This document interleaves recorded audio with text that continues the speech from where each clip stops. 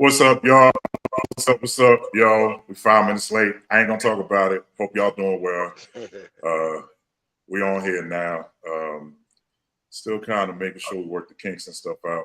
You know, life be life. And so, you two good people, how y'all doing? Y'all all right? We good. Yes, sir. We good. Tracy, We good. Tracy, you all right? We good. We good. Cool. I am not going to wait. These people, everybody chiming in now. They all coming in, so it's all good. Yo, we got some topics to talk about tonight. All our people will be on here soon, so I'm excited. I got all my stuff together. I'm gonna go grab my wine in a minute. That's how I roll. If you don't like the station, change the channel. Hey, listen, that's all right. Let them go. Let them go. If they don't want to hang around, let them go, Doc. Yeah. I got my Chick-fil-A cup. I got water. Yeah. That's what it is. So we're gonna go ahead. Let me tell y'all the first thing I want to talk about. We're gonna move on from there.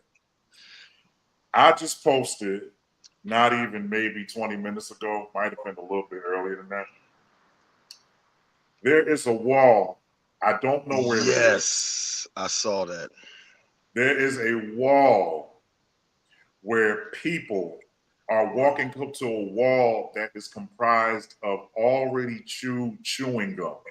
That is nasty. And they are taking their mouths and putting it on this wall, and putting it on the wall. They are literally eating the already chewed gum off the wall. Off the wall. I saw it. And I'm trying to figure out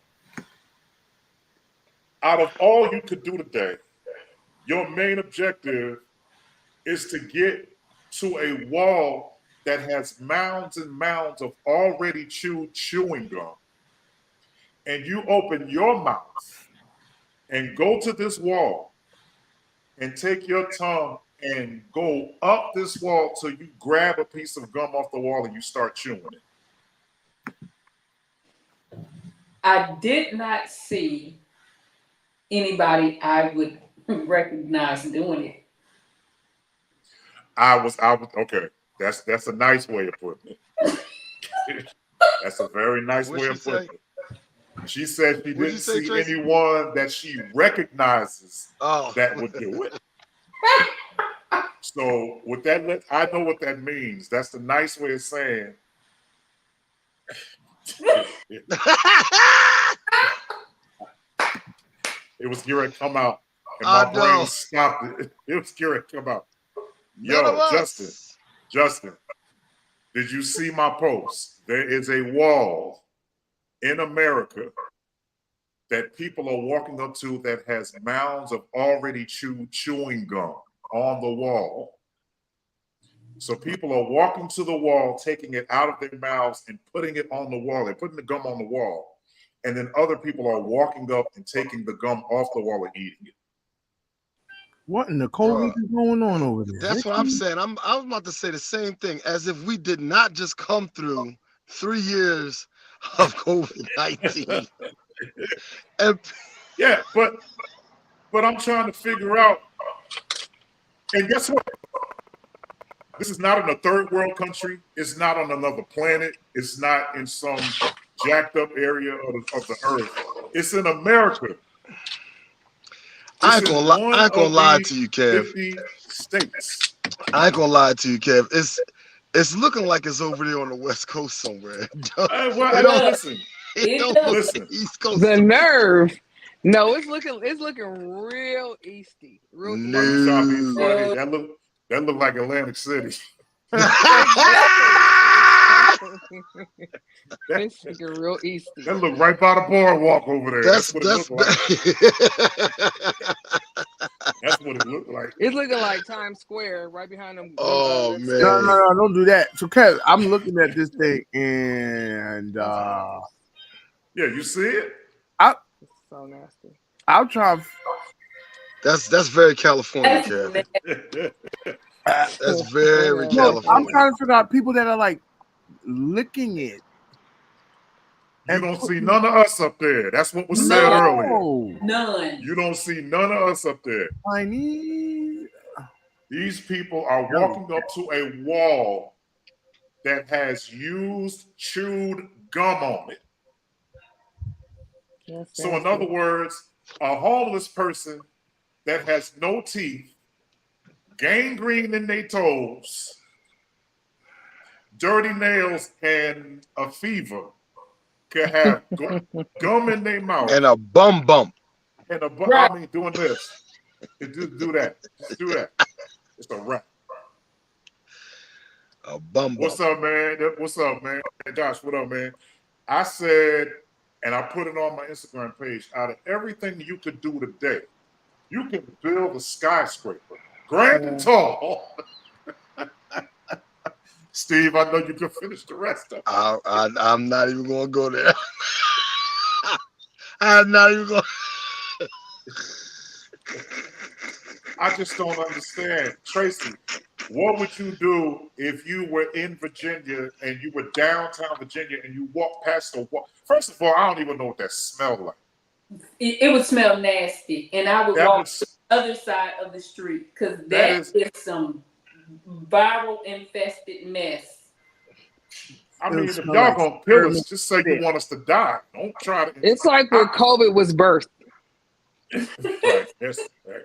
That's probably where it came from. Breeding grounds of COVID. That is the most. Exactly. So let's discuss the fact of the bugs, the flies, and anything else that, rats. The flies are enough. Yeah, flies are. The flies are enough. Because dead people and poop, that should just be enough. That's where flies are. You're right. I just cannot understand why anybody would see fit or necessary to walk up to a wall. I'll tell you about Tanya. Tanya can't stand to feel under chairs where people stay. I was getting ready. Yeah. She can't stand. I remember I was at a restaurant. I was out on the road one time, and I went to, this was years ago, and I went to a restaurant, and I went to pull my chair up because you're trying to get it all the way up, and I felt chunks of gum all under that seat, and I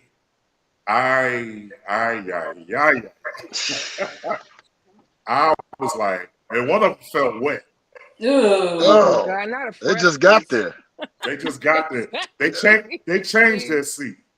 Oh man. Oh, so yeah, it's so nasty. Here's my question: what's the point of the wall? That's where I want to go. It's from the. That's a good question.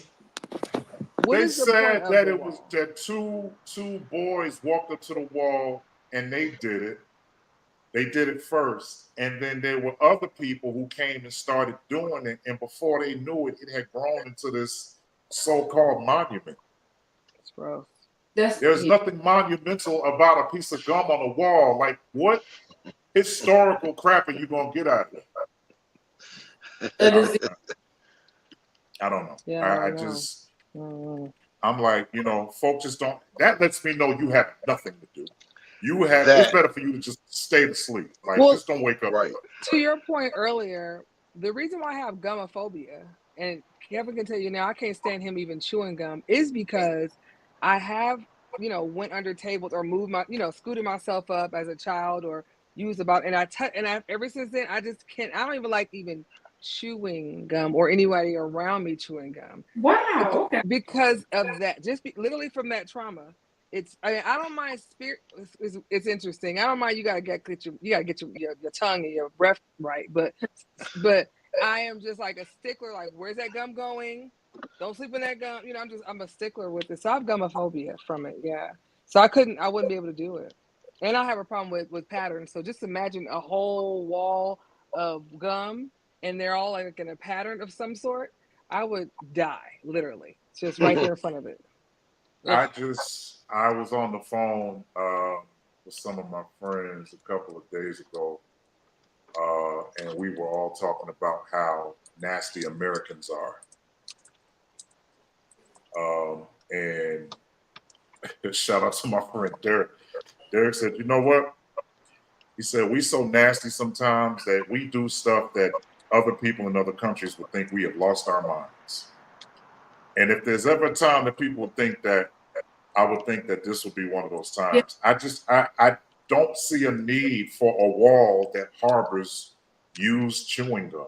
Like I just don't understand how I don't understand. Like I don't get it. I don't get it. So there's actually a name for a fear of gum. I just found it. I'm actually gonna put it in the chat. Okay. Well, you go ahead and put it in the chat. I can't pronounce it. Yeah. I just know it's a phobia at the end. Chiclophobia. Like chiclet. Like chiclets. I'm not eating chiclets no more now. I'm not doing it. Chiclophobia, a rare phobia that involves irrational fear of chewing gum. It says irrational fear. Well, they got to change that now because now it's rational. Look at that damn wall. Right. No, I'm not doing it. That's just crazy. All right.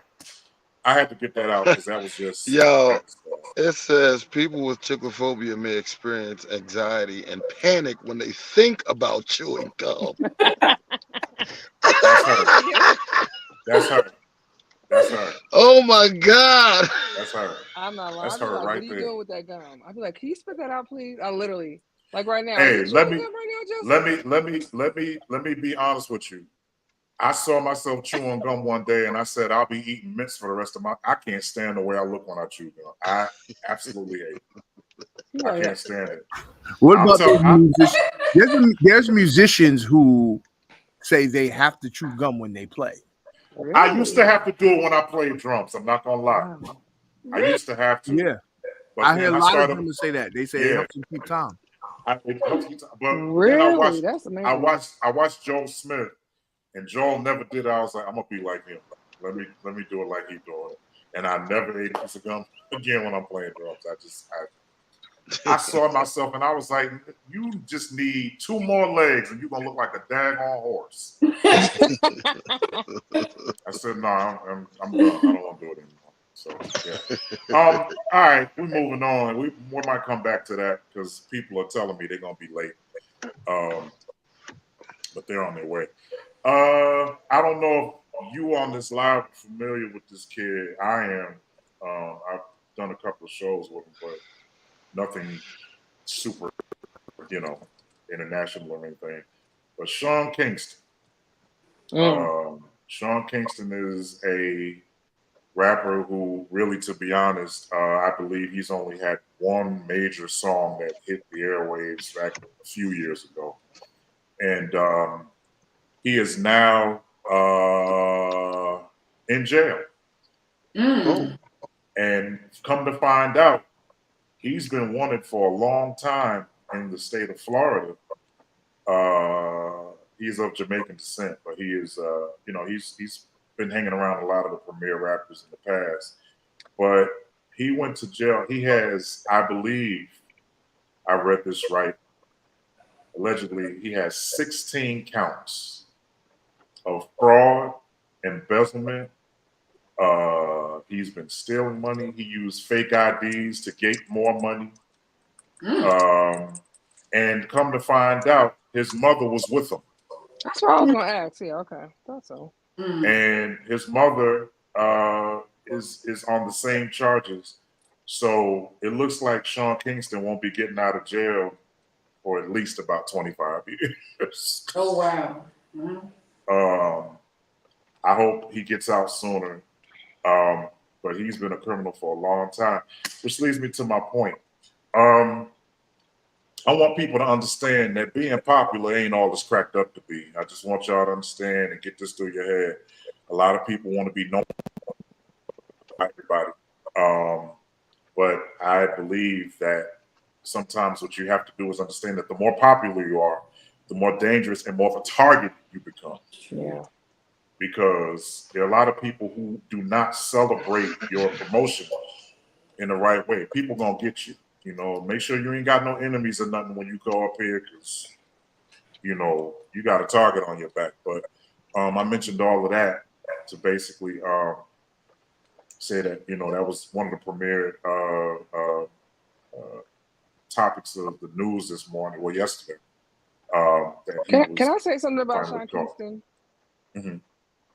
I kind of feel like, and I'm not sure if it's just me. It may not be on the same exact level, but as much as Soulja Boy gets on my nerves and I'm not a fan, it's very equal when it comes to Sean Kingston. I feel like, especially towards the end of his career, where he wasn't doing anything, he was getting all this notoriety or trying to get notoriety for, like buying jewelry and buying all these things. I'm like, but you're not working. Like you're not as, like, you might need to slow down, friend, because it's not, the income is not coming in the way that it did. He was hot for a little bit, and I wasn't his fan then at all. But I just kind of feel like they're on, for me, they're both, him and Soulja Boy are on the same level. I just don't understand their contribution to, other than, whoa, of course Soulja Boy did have a little bit, but what you gonna say, Tracy?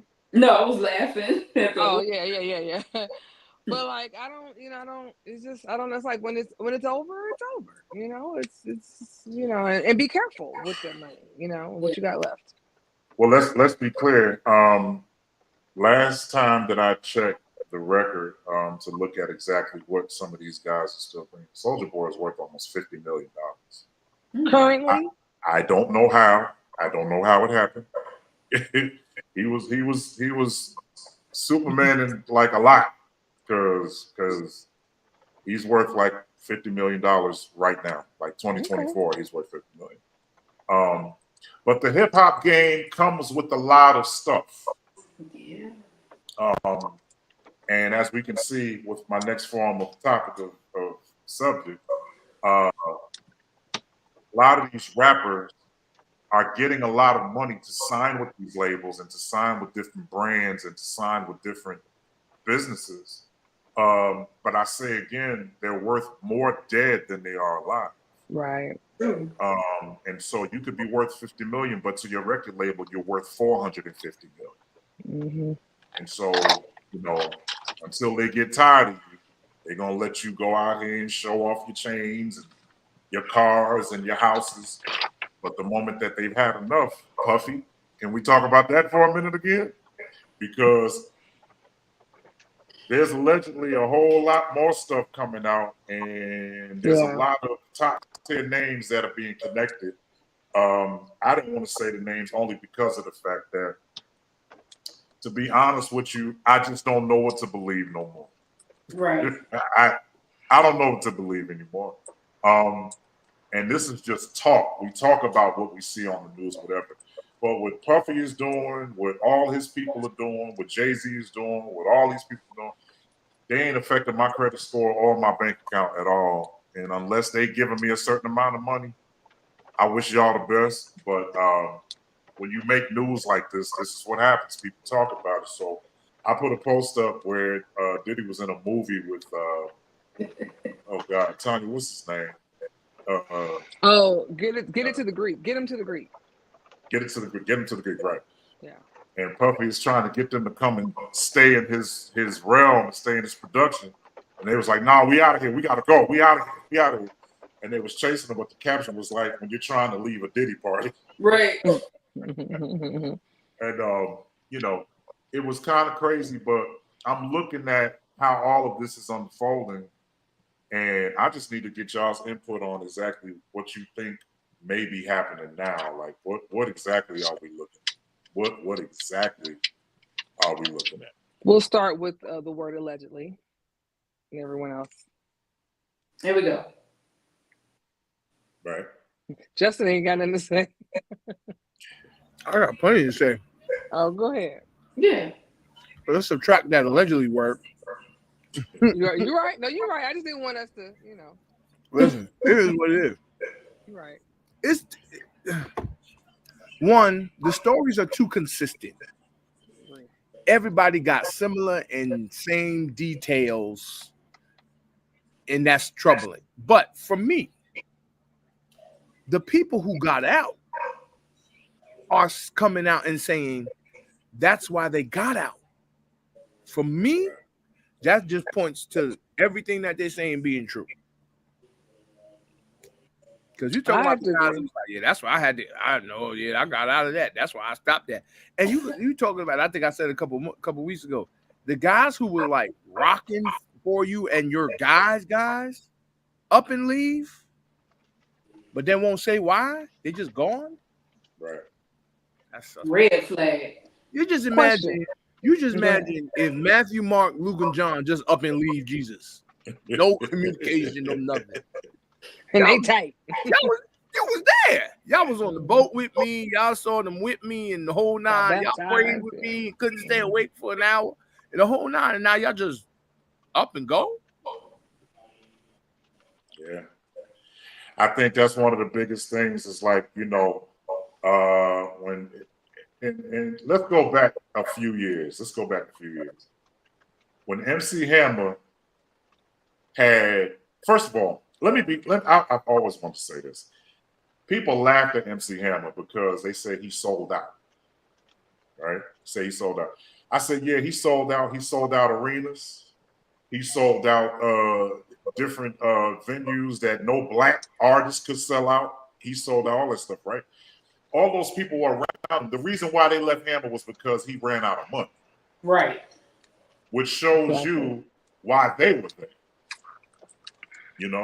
So my point is, if the money never left, Hammer would still be running around here doing these shows with 150 people on stage. Right. But the money ran out. You showed your hand. Money. Why? Because he was paying people that didn't even need to be paid. When I went to Oakland and I saw that MC Hammer bought 300 brand new cop cars for the city.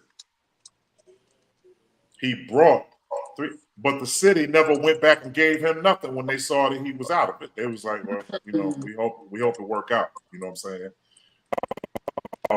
But that's why those people left. But when you said, Justin, like when Puffy's people left, they didn't leave because, he ran out of money.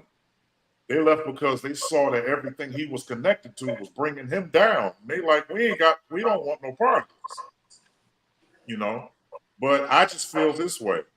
If, and everybody talks about with the street, it's like, man, you got to stay loyal. Puffy ain't being loyal to nobody. He don't care. He's saying what he want to say. He's starting to tell on people. Here's his whole mentality. If I go down, everybody going down. He sound like Nino Brown from right. New Jack City. If I go down, everybody going down.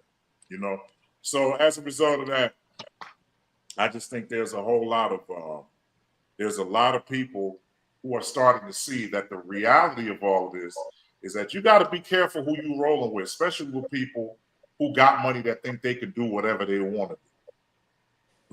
Because the people who think they can do whatever they want to do are very dangerous people. If they have no reverence of the law, they don't care nothing about, what this one says, what that one says. I got bread, I can do whatever I want to do. And that's really not the way that goes. Terrence Kitchens, are you there? I are. All right.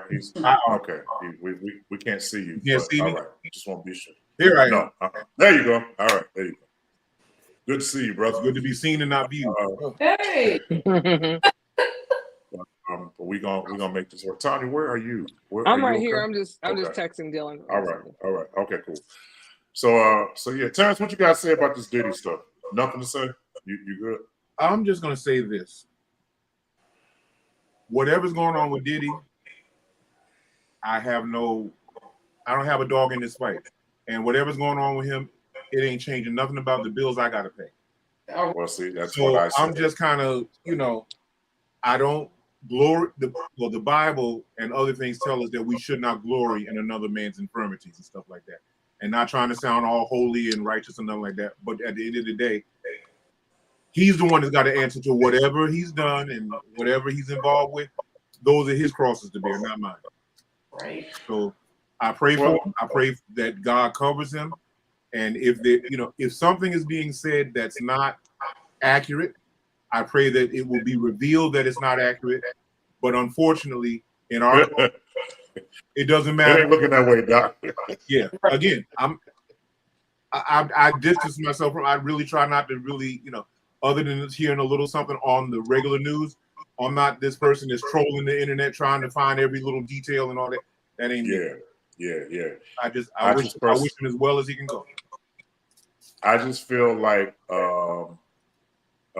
this has gotten to a point where my mother is on there. She says, "Hey, everybody."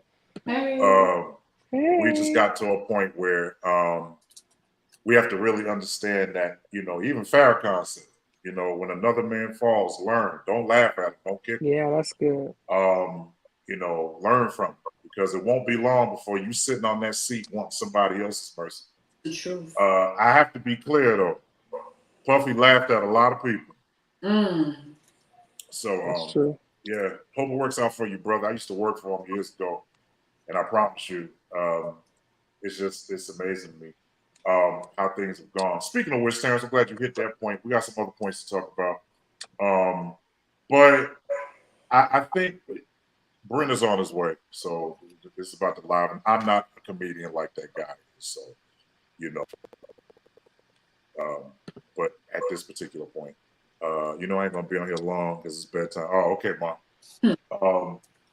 But I want to talk very quickly about that, discussing other things that have been happening with some of these other pastors or whatever. Let me be very clear. I understand that there's a lot of stuff that goes on with people. You have to be careful.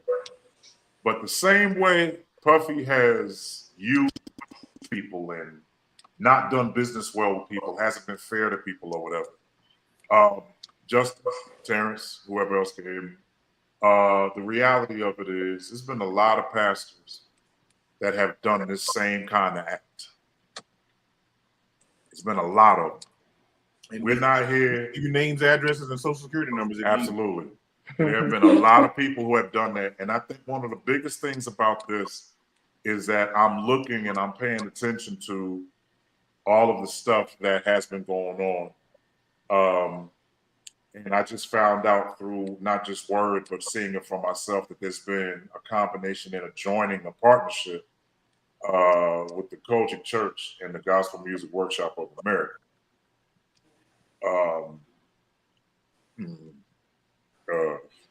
I mean, okay. Well, hold on. Let me clarify what that is. All right, go ahead. The GMWA is being held in Memphis, Tennessee. Memphis, Tennessee is the headquarters. We know that. What's happening is they're doing a night to honor Kojic gospel artists that came through GMWA. Oh, okay. Which is about at least 50% of them. That's what it is. It ain't no like they collabing or it's honoring the fact that people have come through GMWA. I mean, but because back in the day, the reality is if you wanted to do anything in gospel music, you had to go to GMWA. That's right. Yeah. My first GMWA was in Detroit in 2001, and everybody was there. Dietrich Haddon, Fred Hammond, John Key, everybody. You had to be there. Rance Allen. I'm like, and they just walking past me in the hallway. I'm like, oh, this is cool. But anyway, it's not like I think people are thinking it's like a partnership. Yeah, and that's not what it is. They got to stop putting it out like that, because that's what it's seeming like. So that there's two press releases. One went out, they retracted it because of the wording, and they released another one. But the first one went out, and everybody grabbed it so quick, it didn't even matter. Well, here's what I know about in that realm, in that particular area of and train of thought, especially when it comes to the church at large. And we're gonna move on past that because I don't want to make this solely about that, but as much as we claim, oh Lord, look how backwards, how messed up it is, whatever. I saw people. This is what they said. I saw people on there saying, "Well, happy Gay Pride Month to GMWA and Kojic." Oh, I saw that. I saw it, and I said, okay, what's going on? So when I looked, I saw the next letter that said they're partnering or whatever, but they didn't clarify that that's what it was. But my thing is, as much as we've made it known that GMW is its own entity, and Church of God in Christ is on envy. Right. Realistically, my thing is, I don't even know why y'all had to put that up there because they there anyway. So I don't even know why that had to be such a big thing. If GMWA is going to Memphis, okay, then we already know what's going to happen. Or Memphis is going to Detroit, whatever. It's already going to be, in the book. So I don't know why y'all had to do it. But I'm finding out that people just want to gain the attention of people, even if it's controversy. Mm-hmm. You know what I'm saying? This is a good way for us to recognize it. Let's say something that'll get the people stirred up. The church is the first place that'll kill somebody off and they ain't even in the hospital. Like the church is the first place to do it. But that's just how they are. So that's that. It's gonna be there and that's fine. Let's talk about this, y'all, real quick. Speaking of the whole Diddy thing, our black sister, Miss Jaguar Wright, who deems it necessary to tell everybody's business. And she been on TikTok and Instagram and Facebook, and she been chirping like a bird. Like she is just going way, way far, and she ain't dead yet. I don't understand how that's happening, but have you all seen her? Have you all seen? Yes, I saw. Who is she? Her. I have absolutely no idea who this woman is. She is somebody that has been around the R&B hip hop era for a long time. She has a lot of information on a lot of people. And she may have relevance in certain circles, but not in mine. I have no clue. Yeah. Well, I'll put it this way. There are millions of people listening to her right now. And that's unfortunate. Yeah, because a lot of stuff she's saying, we talked about it earlier, where people are, putting the word out and basically, they're talking. But the reality of it is the stuff she's saying, if we want to know what an organ sounds like, and you and Steve are on the phone and y'all saying what an organ should sound like, 9 out of 10 times we're going to believe y'all because we know that's what y'all do. Mm-hmm. You know what I'm saying? So whatever you tell me, I'm going to believe it. Well, this woman is a fixture in the hip hop game and people know her. So, she's talking. So there's a perception that she's credible. Yeah. Okay. Yeah. But my question is this: what will be said when her story comes out? Well, here's the funny part about her. She told her story already. Yeah. No. She told the parts that she knew she could get sympathy for. She didn't tell the whole story. No. She's not just telling what people did, but she's saying that nobody ever manipulated her or guided her in a certain way.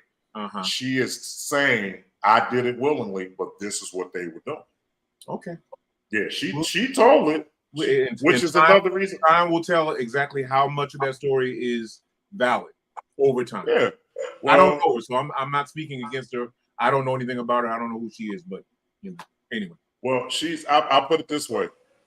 There's one thing I learned in life, that just because I don't know you don't mean you ain't nobody. Exactly. So because of that, I wasn't there when none of it happened. I wasn't there when none of it happened. Kevin? I was not there. No, I was not. No, I wasn't. You have found yourself in places at times. Yeah, I did. But y'all can say what y'all want about me. I ain't ashamed of my truth. I was a wild boy when I was in my 20s. That was 30-something years ago. But I digress. That's what it did. Hey Steve, I talked to Bubby yesterday. He said he was honest with his whole church and said, you know what? Your pastor was wild. Your pastor was out here doing some serious stuff. I said, listen, once you're honest about it, can't nobody hold your past over your head. If you did it, you did it. All right. Now what? I think 8 Mile will be the greatest movie that was ever produced because, shoot, when Eminem told on himself and that boy had to come behind, he ain't had nothing to say. He lost the battle because this man was honest. He took his ammunition from him. He took his. That's what we do, devil. We take your ammunition. You preaching, Cat. Preach. Preach it Sunday. I'm just saying. Yo, man, I need you to send me that track. I'm calling you out on the live, Doc. What's that? Purify my heart. Oh God, bro. I haven't sang that You song. keep saying, "Oh God, I need you to send me that. I need you to send me that." If he don't contact me, I'm the keeper of all things. Yeah, he got it. I don't. Hey man, I don't even have my own music. Terrence got it, and other people got it. I don't even have it. So I'm gonna see if I got it. But it's cool. I just got word that some of these other guys hit the wrong email, so they're on their way. Yeah, because there was 2 links in there, and I kept and one that kept saying the wrong thing, and I'm like, wait a minute. Right. And that's why I kept saying, go to the second email. Go to the second email. I didn't read actually. That's probably what's going on with everybody else. Tanya, are you there? Tanya, are you there? No? Okay. All right. Well, I don't know what's going on. All right. So we literally have some other stuff to go on here, and I'm trying to get all of it situated so these guys can get on this live here. Last week we had Yolanda Moran on. There was another comedian that wanted to come on, and he had an issue. So these are just the ups and downs of trying to start something phenomenal. They don't bother me at all. Just having a good time on here. But Terrence, you know what? Chris had made the suggestion. I didn't do it this week because I had to rally up the troops to get it all together. But starting next week, we're gonna have some people on here to go ahead and honor you, brother. And we're gonna definitely do that. I'm still straight up. Absolutely no connection to this, but also for those that are in the Northeast area, in the New York metro area, the church where I'm sitting right now, where I'm the minister of music, is honoring myself and our director and our bassist this coming Sunday. So for those that are in the area, if you know me, if you see my name, just type my name into Facebook and you'll see that there's a flyer out there. I'll share it with you, Kev, as well. If it's anybody that's in there that's so minded, there's a service this Sunday coming up, which is the 9th. The service is at 4:00 p.m. Here at Mount Olive Baptist Church in Hackensack, New Jersey. Terrence with 1 R. Terrence with what? Thank you. He remembers. Yeah, I got clowned a little bit. It's all right. Listen, I'm gonna tell you now. You have my first name and my last name. It's been jacked up so many different ways. It don't even faze me anymore. Honestly, same here. But I kind of right on your check is what matters. And guess what? Even if they write it wrong in the check, the bank looks at it and said, whatever. they don't even question it anymore. They're like, all right, yeah, it's him. Well, cool. So let me ask this question. Yes, sir. I can't worry about these people. So when you guys take a look at where things are now, we once again we're at this point where we're starting to get ready to elect a president.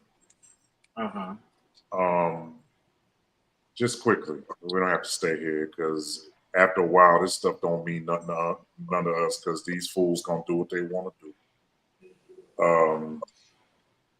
I don't even know who's on the ballot this year. Like who? I'm so confused. Same as 2020. So Donald Trump is back on it? Unfortunately, yes. By the way, can I mention also that he is now, since the last time we met, he is now a convicted felon. 34 times. Absolutely. So how that even? Our laws do not prohibit him from remaining on the ballot. Tracy, go ahead, Tracy. What you gonna say? I was like, how is that even possible? Right, him. They don't. But guess what? If it was you or I, guess what? Who's gonna hire me? Because I got to put it down on an application. Not even McDonald's. Exactly. I'm not clear. I understand that the law is the law, and again, we understand that these laws are not written for people that have our shade and our tone. That being said, it's still, how can you be that blatant and just say this man can be convicted 34 times? Not just one count, 34 counts. And Terrence, to your point, people were celebrating that he got the 34 counts, and I was like, he could have 74. It doesn't matter if he's never being punished for this act. If he's never been, if there's nothing that's taken away from him, or like being able to run for president, it doesn't matter if it could be as 100. It doesn't matter if he's not ever going to be actual. There's going to be some kind of repercussion towards his actions. So it's almost like a child doing something bad. They'll never learn because they're never going to get any repercussions. Listen, so in addition to that, the other layer of that is that we know that there was the case in Georgia about him trying to manipulate and telling the whoever Secretary of State or whoever it was, to give me those votes. The state Supreme Court has now ruled that they felt that there was something maybe improper about how they handled that. So what they've in effect done is they pushed so that this trial can't happen before the election at this point. So they're just trying to make sure that he has as clear a path as possible. Now, again, I realize that we're on a conversation now with, even within here, there may be people that have different views about who Trump is. I respect everybody's right to feel how they feel. In my view, the 4 years that Trump served as president gave me proof that he's not fit to serve. Now, others see it differently, and I'll just have to respectfully disagree. Yeah. But, again, the parity, there's no parity. Like, just to your point, what's the point in, if my mother catches me taking 2 cookies out the jar when she told me not to take cookies, and all she does is say, don't do that no more. And I can just go right back on my way with nothing is happening. Yeah, you can keep telling me that all day. They ain't gonna hurt me. I'm gonna go back and get some more cookies if that's all you're gonna do. Exactly. The minute you turn, as a matter of fact, I might get bolder now. Now that I'm feeling like that, exactly. I'm gonna do it in front of your face. That part. Can I be honest? I know economically. I'm sorry. Go ahead. I'm sorry. Go ahead. Go ahead. No, go ahead. Go ahead. I'm scared there might be one. What's that show? What was that movie? Slurts? What was it? Purge. Yeah. I'm afraid that's gonna happen. I'm afraid of that. Yeah. Like he would be the president that would implement that. Right. Have you ever heard the statement that if you don't know your history, you're doomed to repeat it? Yeah. Well, it may not be our specific history, but if you go back and take a good look at everything that happened with Hitler on his way up to becoming the person that we know him to be, remember, he was duly elected as the president of Germany. He didn't just come in and just take power. He was elected. And as he was elected, he started shifting things and moving things.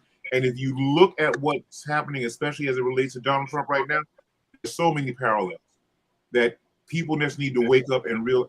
They've actually had polls of Trump supporters and told them that his plan is basically to become an elected dictator. And they said, oh, we're good. We're okay with that. I can't stand it. Have you heard about Project 2025? I have. If you have not heard it, please take the time to Google it and take you don't even have to go into depth. Just look at the overview of what this thing talks about. And I'll say this much. It is basically a plan that the Republican Party has that would ensure that if Trump gets in, he'll never have to leave until he dies. Oh, my goodness. Because they want to manipulate and change so much about how our government operates in terms of our elections and all that stuff like that, to the point where there won't be a need for an election because he'll just be in charge forever. And that's based off of the House voting on it, and we have more Republicans than we do Democrats. Is that right, or something Correct. like that? That's among the situations. Yes. Help us, Lord. God, you're in charge. All I'm going to this is going to be real quick. All I'm going to say is the Simpsons warned us. They sure did. Yes. I don't know who writes the Simpsons, but either they really prayed up or they Prophet Simpsons. They must be really good. Listen, I said this last week. Hollywood has been warning us since the beginning of their ability to be able to warn us. Yeah. With these movies, and if you think back in the day, Star Trek, they was talking to each other through screens, right? They was, hey, look what we're doing right now. Right now, look what we're doing. Literally. When they said that, when Bill Gates started buying up all the farms and stuff, the Purge was talking about that. You know what I'm saying? That if you wanted to go shopping this particular night, you could not go shopping. You could not go anywhere because for the next 24 hours, people can kill at will.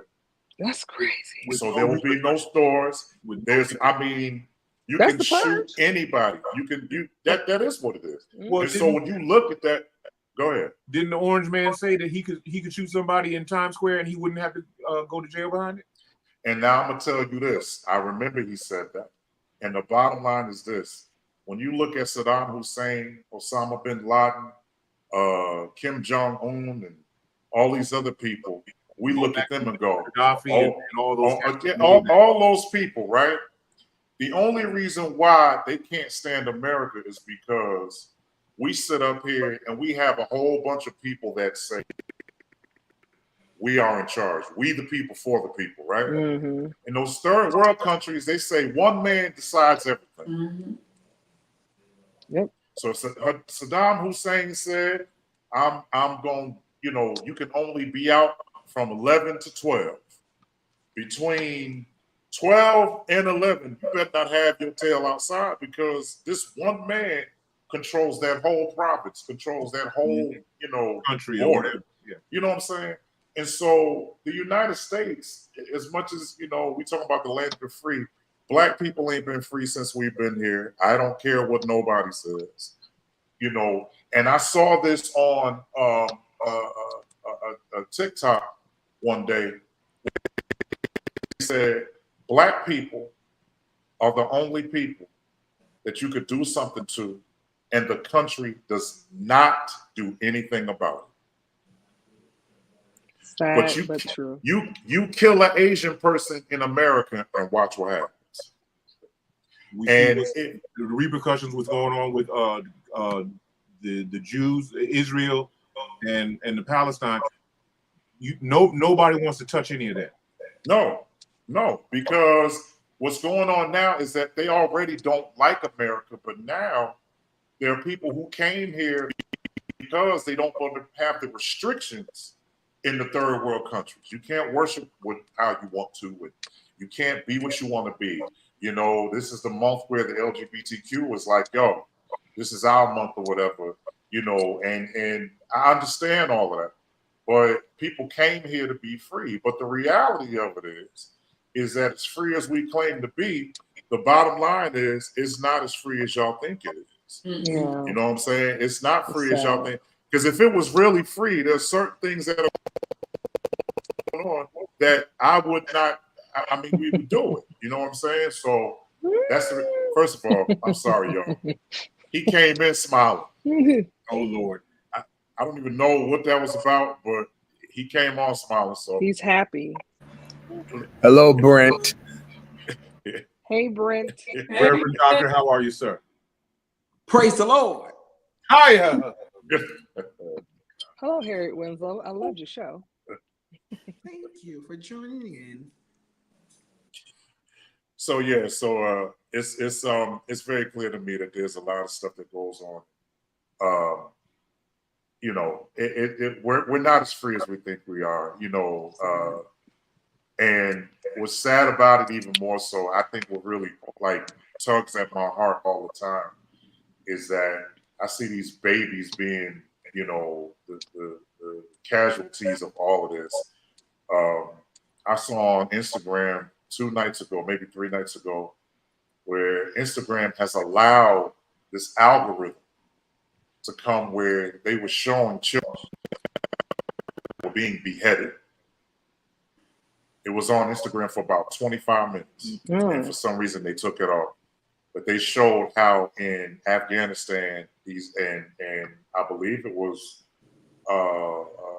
some third world country. I know Afghanistan was on it. They just showed these kids' heads being chopped off and to send a message to the parents. And I don't think we realize that, again. Some people say, well, they ain't doing that in America. Yes, they are. If they're not doing it physically, they're doing it mentally. Right. Yeah. And they're doing it emotionally, and they're doing it financially. Yeah. You know what I'm saying? So, real quick, I'm gonna let Brent talk. The algorithm in Asia is this is the country that made TikTok. and we talked about this a couple weeks ago. The algorithm on TikTok in Asia, they control it. So all of their algorithm shows people in Asia about children who are phenomenal. They're scientists, they're geniuses. They show how people are building high-tech homes. They're showing how people are making money through, different kind of buildings. The technology that they're using to build. There's a thing that packs your suitcase for you now in Japan. Like, it gathers your clothes, it zips it up, it puts a stamp on it so that when you go to the airport, all you have to do is hand it to the people. They see where you're going. That's amazing. Like, that is totally amazing. But over here, I'm still waiting on my TSA number or my pre-check number. I'm still waiting. All the Asian people were born in a factory. Like, they're not real people. Robots. Wait, what? That's why they all look alike. They all made from the same factory. Steve. It's really only 2 Chinese people in the world. The rest of them was created in a lab. You didn't know that? No, that got past me. So wouldn't that make Lebanese real Lebanese? high? Say it again, Tracy. Wouldn't that make them Lebanese? It make them Tracy. I just I got can't. I can't. It would. Yes, it would. You got a boy. I'll tell y'all one thing.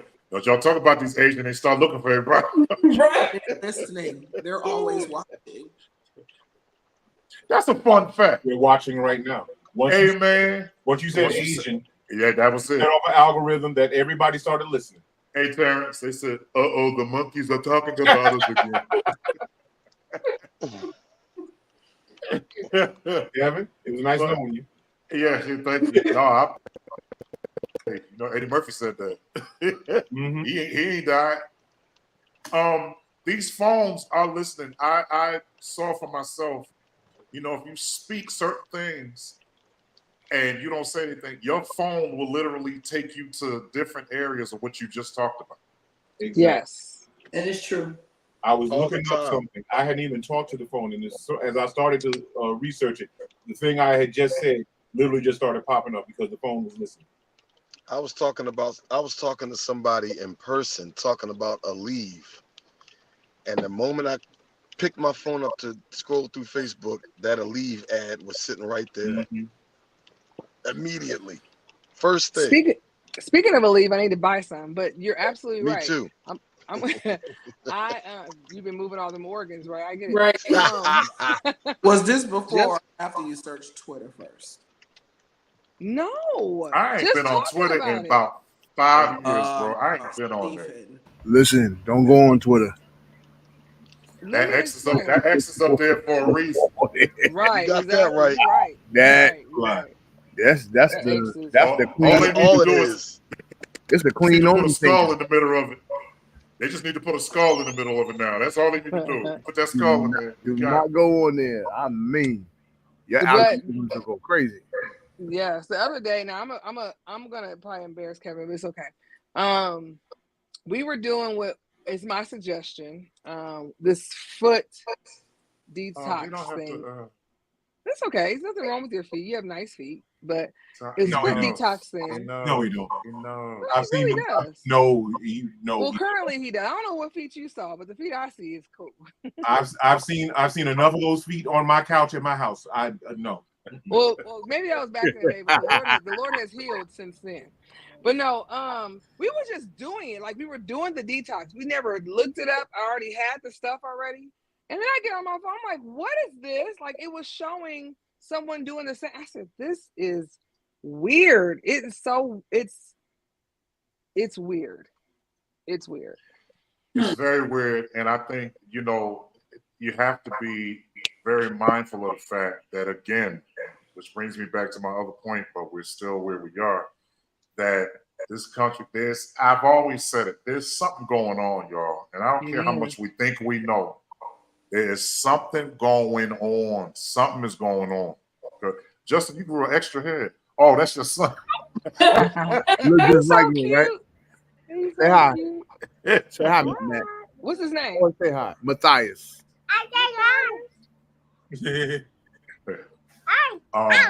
He's a mean drummer already at 5. Oh, for real? Oh, this is a baby that's a drummer. Okay.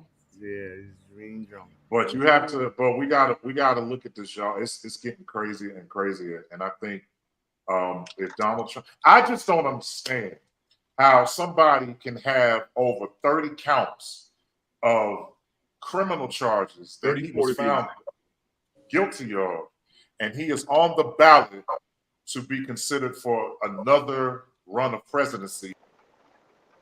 To add to that, if this goes through the way he's thinking about being a dictator, he could be here for the rest of our lives. Jesus Christ. You know.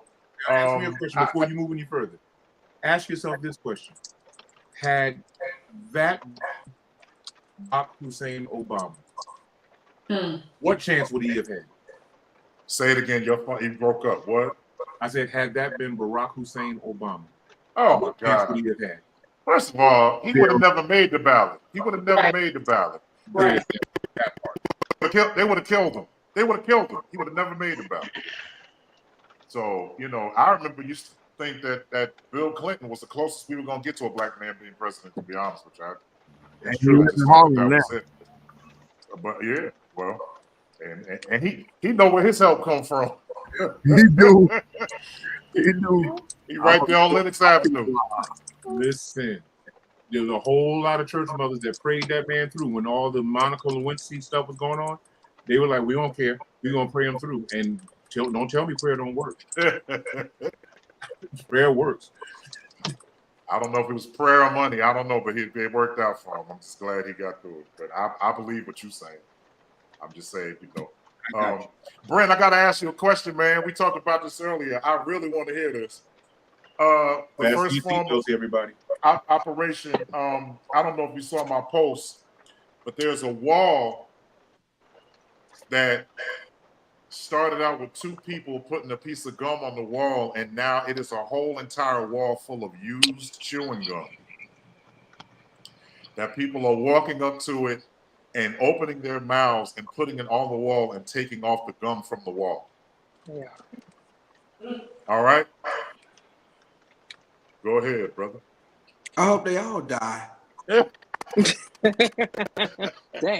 They're going to have cancer in the mouth. They're going to have gonorrhea, syphilis, chlamydia, thrash, every other thing in their mouth. Well, you know, that's how COVID got started. COVID really got started. They said it. They said it. COVID really got started by some nasty-ass crackers, you know. And so that's how COVID really started. It didn't start. It was created over there in China, but it was them nasty-ass crackers. They letting their dogs lick in their mouth, cats and lizards and snakes. And to let them lick in their mouth while they cooking you some casserole. That's it. So listen, that's how it really got started. I told them crackers at my job, I don't want to eat nobody's damn casserole.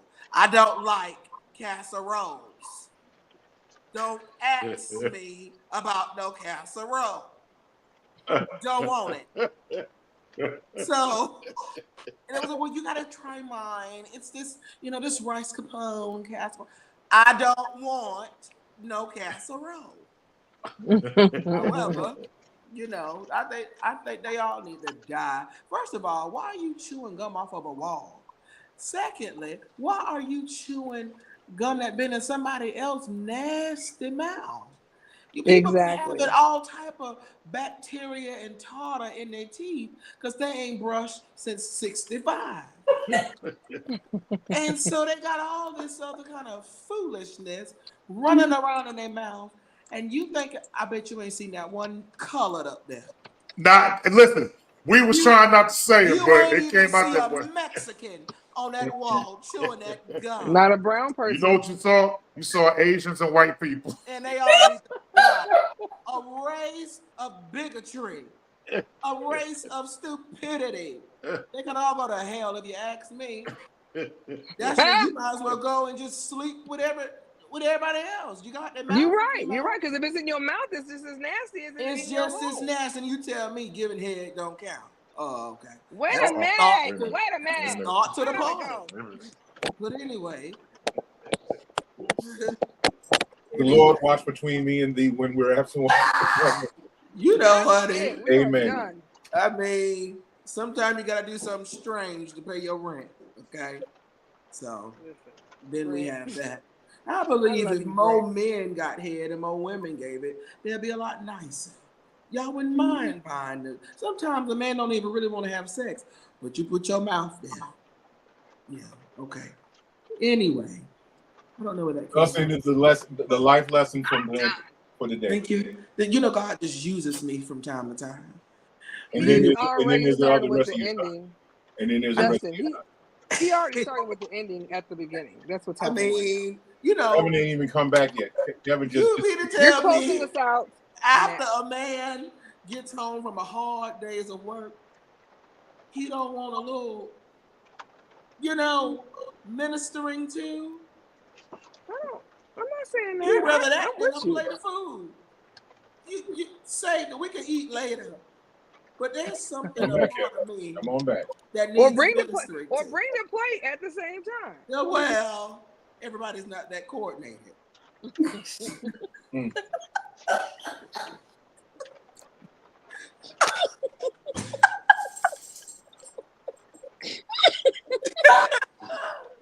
I'm just telling you, a man will be pissed off. Oh my God. In the world. But if you give it to me, everything will be all right. I don't think. I think we're good. You know, I'm good. So okay. I'm right. gonna log off. I didn't hear nothing he said, and I don't want to. Yes, you did. You can run that back. On it. That wasn't just a coincidence. I don't know. I'm sorry. Well, basically about the chewing gum, you said everything we said. Like almost every word verbatim. We said the same. Yeah. It was some nasty crack. Janelle said, but their breath smells like dumpster juice. Gee. And I've smelled dumpster juice before. You know, in Newark, hey, their breath smell like 2-week-old broccoli water. Right. I got a question for Brent since he's just getting on. Oh Lord. Would that wall be in like the West Coast or the East Coast? And don't you say nothing, Justin. Like, what would you imagine that wall to be? On the West Coast. Thank you, Brent. Thank you. I wasn't on before either. That's what I would say. I think that's what anything goes on the West Coast. Thank you. Either Southern California or Seattle. I said that is definitely a West Coast wall. Right. And most likely somewhere in California. Right. California or Seattle. I can see it happening in Seattle too. Tell me, Justin, tell me why you would think that. I just want to know why. And then Brett, tell me why you would think that. But Justin. That ain't Justin, that's me. Well, hold on. Stop. Everybody stop. Everybody stop. My bad. I have to tell y'all, and this is just what it is. Oh Lord. It is on the West Coast. What I say? We don't do no mess like that over here. No, y'all do other stuff. Y'all do other stuff. Hold on, the rats would have ate the gum. Exactly. I guess none of us knows, but ain't no East Coast person gonna grab no piece of gum off the wall. Not even them. No, they just grab each other's wives. Well, you know that is true, Kevin. Now it's not your time to testify, Kevin. You know that is true. You know what? Be healed. Let that thing go. Be healed. But Steven, tell me why you thought it would be on the West Coast. And that's crazy when you said Brett, shut your face. Yes. It just looks like West Coast activity. Okay, but let me explain something. Okay, let me just the reason why y'all got a lot of crazy crackers on the West Coast. You think about New York and how like that. The rats are on the streets, the trash is on the. I just feel like y'all would do something like that. Absolutely not. Tanya. The problem is in the facts. It's on the West Coast. What facts is that? It's actually in Seattle, Washington. What did I say? Didn't I say said that? You did say that. Oh, in real life? You did say that. You did say it. It's in And Seattle. I don't. This is my first time hearing anything. I don't have any research. Tanya, these are your people. Listen, this is what I'm thinking. Okay, let me just say one more thing. I'll be done with it. Mm-hmm. It was created and gum molded in the East Coast, and then they moved it to the West Coast, and they put it there because they got a little more traction. There's no way. Okay. You back with? I'm just gonna say two things. You Seattle, back Washington with 2 weeks ago with that created. Was the home to Sly Stone is also the home of Jimi Hendrix. Both black men, but they're indicative of the kind of behavior that goes on in Seattle. Creative. There's a lot. They just born in Seattle. You can't really add them to the West Coast. I mean, they here. Tanya. They're born. Tanya. It's in Seattle, Washington. But Tanya, are you from Seattle? No. No, I'm not. Where are you from? Oh Lord, Brent made it on the West night. Coast. What part? California. Southern North, California. Southern County. Orange County. No, you're not from Orange County. Listen, I've asked you to be very kind to me today. Okay. Wait, so you was a rich black girl? She's being creative again. You know what, Justin? I thought you and I were here. Being creative. So you grew up with a. Justin didn't say that. Steve said that. Listen, I will not. I can't tell who's talking. Listen, you will not. I will not do this light skin misrepresentation stuff going on. Okay. Well, you know we like. Y'all kind of light skin, both of y'all. But you don't move organs, so you're right. Well, if Steve wasn't in the dark so much, we could tell. But anyway. Well, no, Steve missed like 6 weeks. I know. Well, come on. Get him, Brent. Get him, Brent. Get him, Not trying Brent. being shady tonight. Get him, Brent. Oh, that's you, Scott. I didn't even realize who that was. Good morning. Steven, how are you? Go ahead, Brent. Go ahead, get him. It's okay. It's okay, Stephen. I'm gonna let you slide tonight because you know Brent. I would tear you from the crown of your head to the tip of your toe. Hey, wait a minute. Hold on for a minute. Yeah. He tore up Maddie Moss Clark. You won't be up anybody. Maddie Moss Clark was. Don't say it. Don't say it. You will not be tearing up anything that involves me, okay? Well, you know, first of all, it looks Oh, merciful Jesus. But what? Is, you want to have a fight? Let's fight. Oh man! Because see, you started this show out and then you just magically disappeared. So you know, my Wednesdays got full. That's what happened. Oh, okay. You know what else is full? It was winded from moving the organs. Are we back there again? This is the shovel. Wait a minute. See, y'all be talking and y'all don't listen. Sorry, he said, "Do you know what else is full?" I heard him. I heard it. I was selectively. I was ignoring it selectively. For the record, Justin, you are no longer my friend, but okay. What I do? You done sick this man on me. You went MIA, not me. That's okay, Justin. You didn't even say nothing. Don't even worry about it. We were counting on you. Don't even worry about it. There's a video of you shouting. I'm gonna post it. Keep playing with me. Hey, Justin, go ahead, post it. I got a couple things that you shouting too. I do that on purpose. I'm a pastor. I'm supposed to shout. He's supposed to praise him with a dance. I'm not supposed to shout.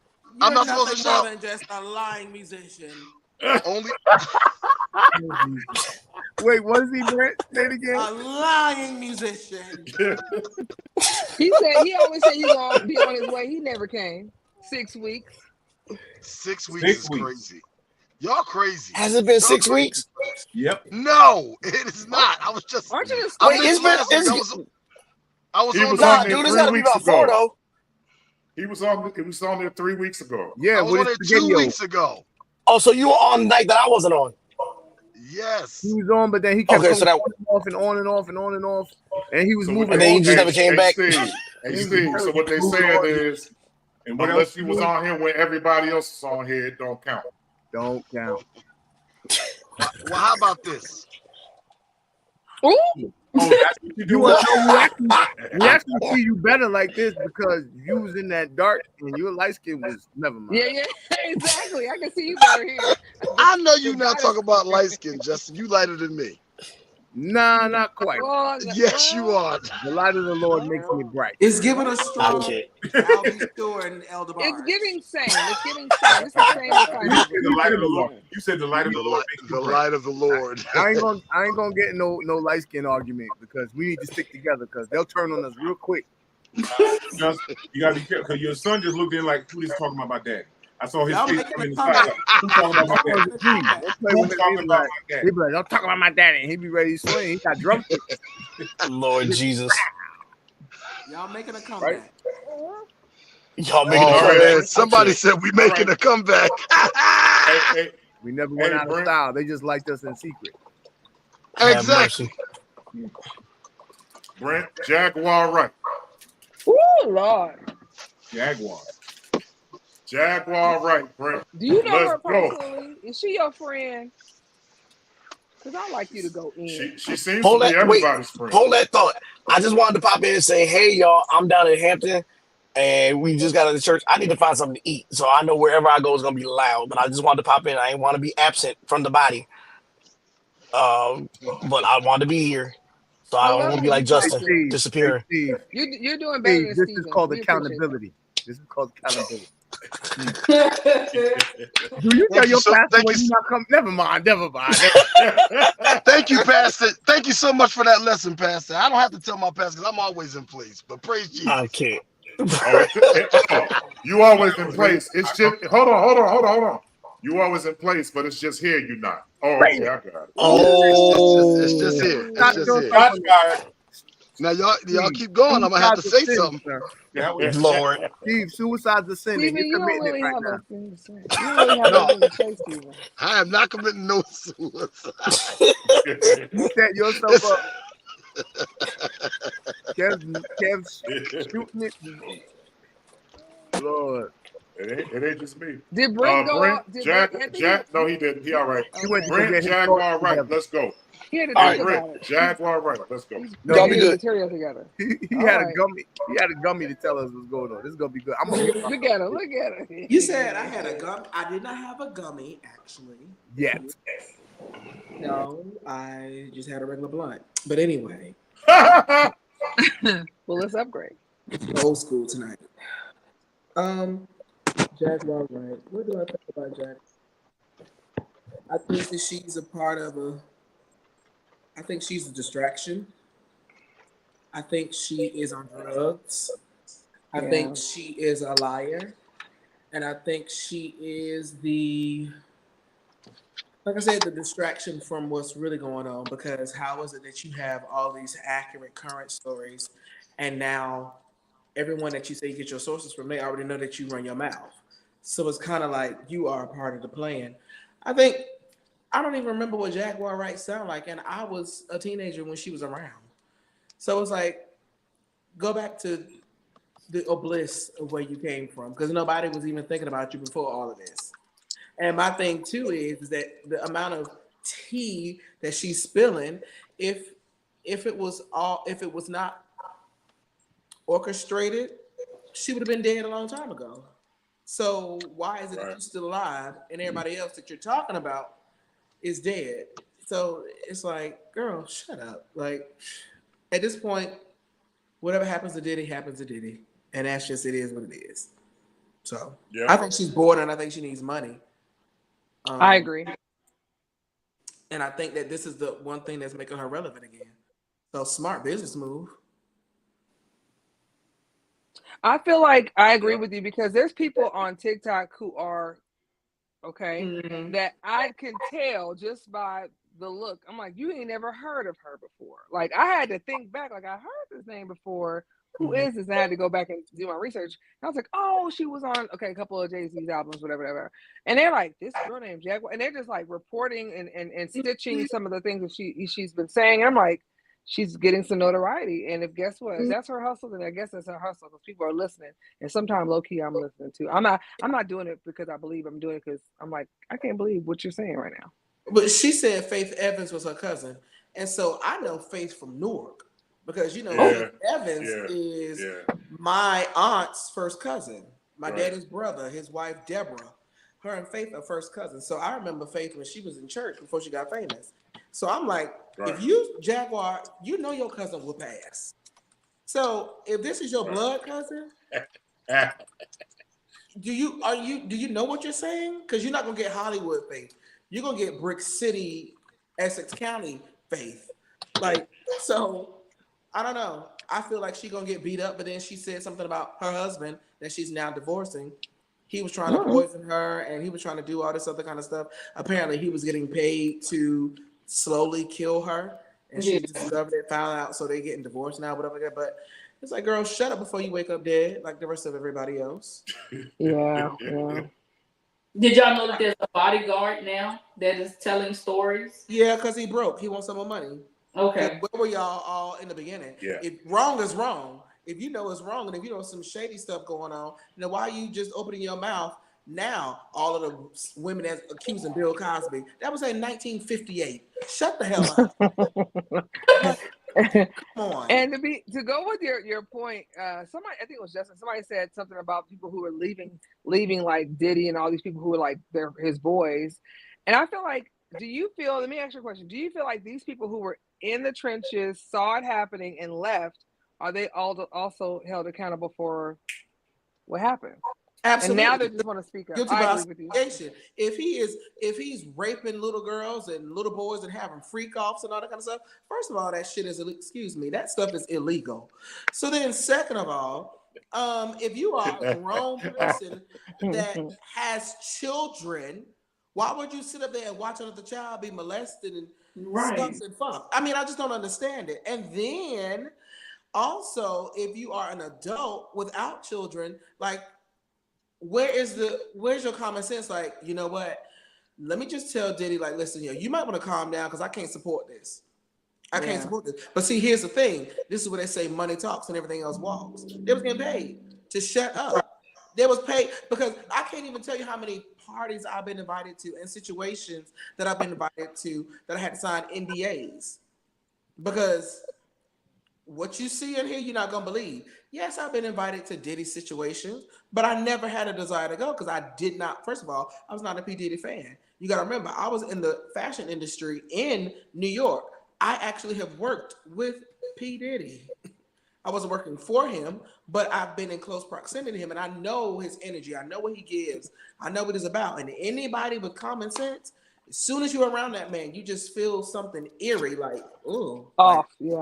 Nigga, get off of me. You know what I'm saying? Like, that kind of like, ooh, something wrong with you.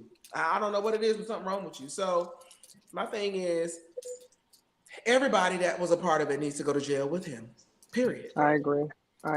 Just like every parent who... That's right. R. Kelly, they need to be in jail. Because it's all about money.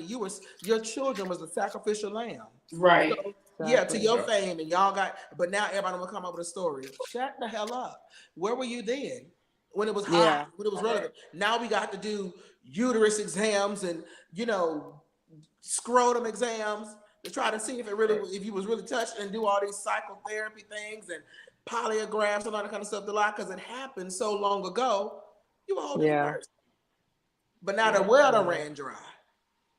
Because I was reading somewhere today where Diddy just sold all of his stakes in some company.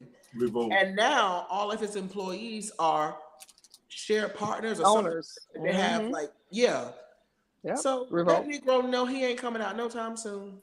And what they need to do is they need to take his ass to LA and lock him up with Suge Knight. Ooh. He won't last 5 seconds. By now, Suge Knight is yoked, okay? He may have went in there with a beer belly, but not today. Suge Knight always. Why do you think he got so many kids? He was always huge. He was. He ain't got no beer belly no more. That's gone. That's got to be gone. But that's funny. That's funny. You really watching that, huh? Because I ain't even seen that. That's amazing. We'll talk later. He is in prison chilling. We'll talk later. Lobsters and steaks and all that kind of stuff. From my Hold on, Brent. I got you. You stay right there. First of all, hold on. no. You ain't stopping me talking about these feet. I can talk about what I want to talk about right You're now. right, babe. You're right. Go Whatever. ahead. Go ahead, Brent. I don't want to talk about it. I'm just saying. Brent, tell her leave me alone. She might have fantasized, but she come home to you. No, not at all. Like, not at all. He's not. She might have noticed. What I'm saying, yeah. What I'm saying is, the last time I seen him, he was in the donut. Was it Randy's Donut? It was actually a blurry video. Randy's Donuts parking lot, and that's when he got arrested. So I ain't got nothing. Justin, you know, in New York, we keep our grass cut low so we can see the snakes all day.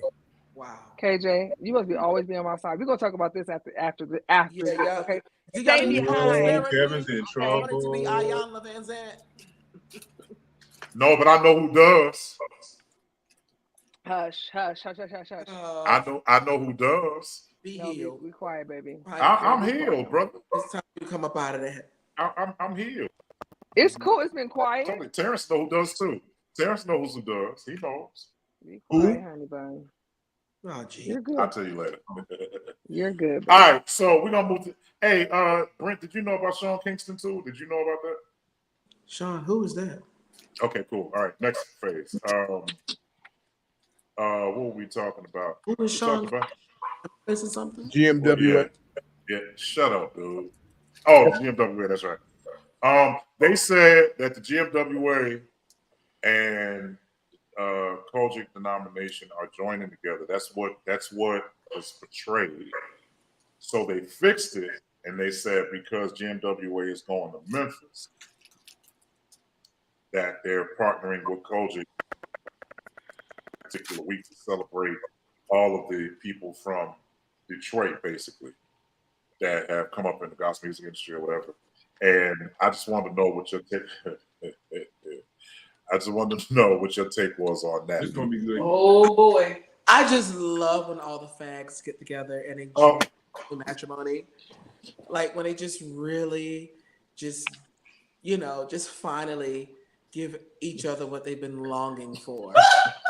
I love that the two biggest, gayest entities in Christendom, Black charismatic Christendom, are finally coming together and becoming one. Greater purpose of Black charismatic Christianity. I just love it. I really do. What is the greater purpose, Brent? The greater purpose is to show that everyone from all walks of life, whether you do it privately or in open, can just get along, and we all will get to heaven at the same time if we just calm down.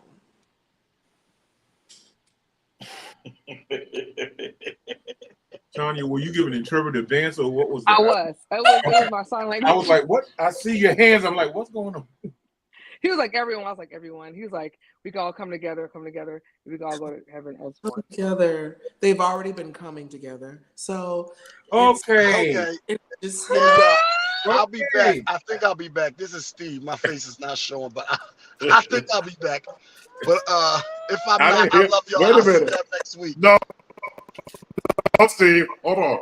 I didn't hear what you said. What did he say?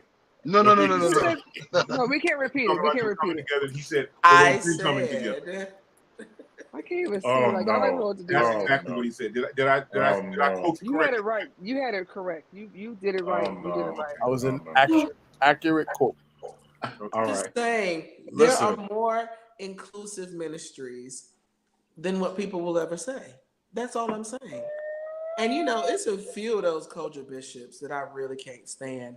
But because I have fear of the Lord, I will not tell who they really are to the congregations with receipts. So, I just feel like enough already. Nobody cares who you sleeping with. It shouldn't be nobody's business whose bed you're in or what you indulge in, because the truth is, a lot of the old men of the gospel like screwing little boys and impregnating little girls, So I think that we should just being in such a judgmental place and just understand that Jesus said the wheat and tear will grow together, but he will do the separating. And so if we just take more of a stance of minding our own business, it wouldn't be such a big ruckus. Because think about it, GMWA is humongous. Church of God in Christ is humongous. A lot of the participants in GMWA came out of the Church of God in Christ. The reason that it did not come from the Church of God in Christ is because its founder, James Cleveland, came from a Baptist church. So it's like, it's about time. They all be at each other's conventions and events and in each other's hotel room and beds and marriages. So that's just that.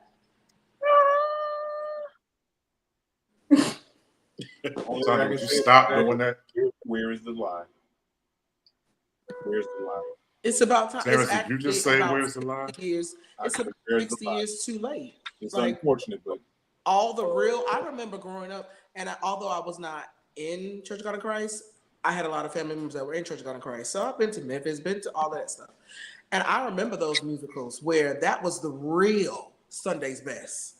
Them Negroes used to, one thing about it, I don't care how bad of a female you think you are and how you think you're going to say. It was like real church competition, but friendly competition, like including the Holy Spirit. So it was kind of like weird because it's like, oh, this person going to sing, this person going to sing, blah, blah, blah, blah. But, I missed that aspect of it. And to be sure, Vanessa Bell Armstrong was going to come up and kill everybody.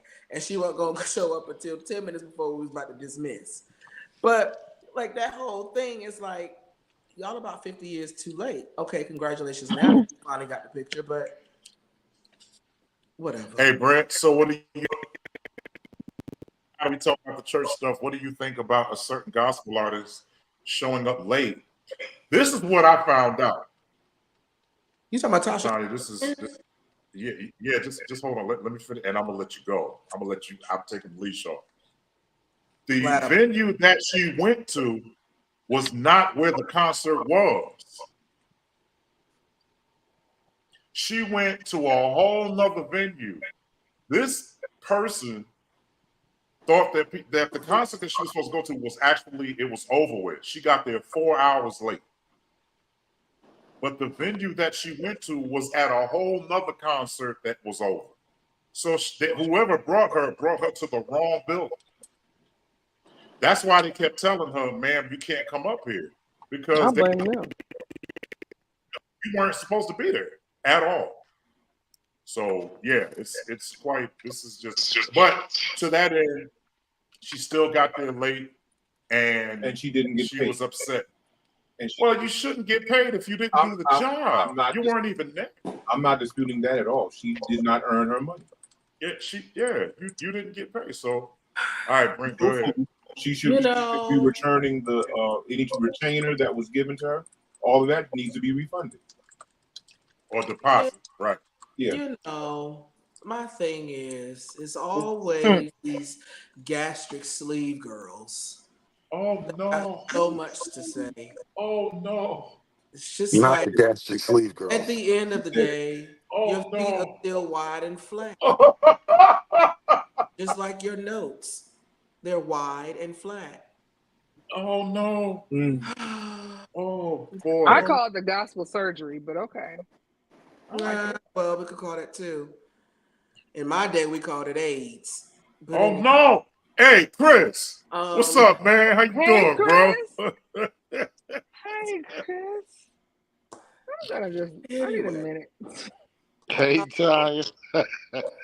Wait a minute. I just feel like, hey, Pastor. I'm trying to keep the straight face. I can't do it no more. Pastor, you pray for me. I am higher than a giraffe's behind, okay? But we working ourselves through. Thank you, Jesus. My brother. What up, Trey? What up, man? Yo, what up, boy? Praise the Lord. Welcome to the slaughter, my brother. Hey. It's just to you, man. Hey, thank you. Yeah, it's a party now. It's a whole family on this joint right now. Yes, sir. Absolutely. I feel great. I feel protected. So for Joe, what's up? I don't know what Chris doing over there. His mic might be muted. There you go, Chris. Yeah, I'm just holding on to guys and change your hand, Trey. It looked like you're in front of a mansion. And what's up with the rest of the teammates tonight? Hey, Trey. All Trey is good. Tracy. Hey. And we got 2 Treys up here. I know Cunningham in the background somewhere. Who else is back there? Brent was on here telling the truth, and they hurt their faces. Hey, let me tell y'all about Trey Gilbert real quick while everybody on here. So, back in the day, back in 19 something. What was that, 95, 94? 94, I met 5, this dude. 6. Yeah, I met this dude, and he came with B. Chase Williams. He came up to Jersey, and I was getting ready to leave to, I think I was either moving to Oakland or I was going to Europe somewhere. And came up, and everybody was talking about, it was like the new bass player, Trey. And I was like, I don't know who that is. Who the heck is that? I don't know who that is. And I saw, and you were actually with B. Chase while I was with James Hall. We were both on the same label at the time. Correct. And CGI, Terrence, and Interscope and CGI. Yeah, I remember. And you know, I was like, Dad, you know, all right, well, seemed like everything was covered. I could leave. And you know, we became friends after that. But I tell you what, let me tell y'all about this real quick. I gotta say this. We was at the New Beginnings Church in Atlanta, Georgia. And I was with James Hall. We came down there, and Dirk Cheney was having an anniversary. True story. And we came up in there. Dirk Cheney had 105 musicians playing in that corner, man. I said, hey, it was just me, Melvin, and Eddie. It was just us 3. And I was like, yo, we getting slaughtered. I was up in the balcony. I had left the choir. I went up to the balcony by myself. I said, we are getting slaughtered. Like, these kids are beating the hell out of us, bro. Like, we getting. I've never seen James Hall. It wasn't even competition. It was more survival at that moment. It wasn't competition. He was like, y'all better play like your lives depend on it. It was a gang of them. And when I tell you Trey Gilbert, Brian Andrews, Sterling, all them, man, them boys was beating the crap out that pulpit. Oh, my God. In all fairness, bro, that is not all the way 100 because when I heard you play whatever you decided to play when you were playing it, every time I've ever heard you play anything made my nerves bad. Literally. I would tell Chris, I'd be like, yo, why he got all of it? Like 16 can play whatever. Like it's like drums, sing, whatever. I'd be like, this is aggravating. And every time I would come to Jersey and you guys, I would hear you play, or like, funny enough about that one story, when you left, I think you went on tour, bro. And I ended up playing for James Hall. Chris, was we in DC? Yeah, we were in DC. I end up because I don't know what happened, and I end up playing with James Hall. I had to fill your shoes, thank you. I didn't appreciate that at all. Yeah, they called you on the fly. Literally. Well, I want to say this. I give respect and honor where it's due, brother. And I promise you, I remember, and I'm being very transparent right now. I remember when Trey did a single, and everybody in Patterson had that single. And I was like, bump all y'all. I'm getting ready to go do my album. Forget y'all. I'm going to go do my own. And I went and that's when Walter Hawkins called me, and I was like, yeah, never mind. Let me just let me go to Oakland. I'm gonna go where ain't nobody going. I'm 3,000 miles away. Matter of fact, I hope y'all forget about me because I don't want to come into this. But man, it's good to have you here. We got a long, over 30-year history. I appreciate you for coming. All love. Brent, I'm going to mention something because Trey and I and Chris have talked about this earlier. So you can chime in anytime you get ready. But to all here tonight, we want to talk about this. Let me hit this first. I'm not going to start the women. Let's talk about these men that's wearing too tight jeans and too tight clothes. What do you want to talk about? That depends. Right. Some people like it. I don't care who likes it. I'm seeing that this dude's 300 pounds wearing skinny jeans. They're not skinny. Not at all. Denial. They look like the WB Rabbit, the WB. They didn't arrive. Right. They didn't arrive skinny. Now, are these? They weren't bought skinny. Are these? What type of men are these? Oh boy. Because we can get to allegedly heterosexual. Allegedly. Allegedly ahead of the sexuals. Okay. Oh yeah, ahead of the sexuals. Okay. I've had a lot of sexuals, so I understand. That was too funny. Okay. The head of a section. Can I say something real quick? Do you think men? I just want to, along with that question, I want that question to be answered.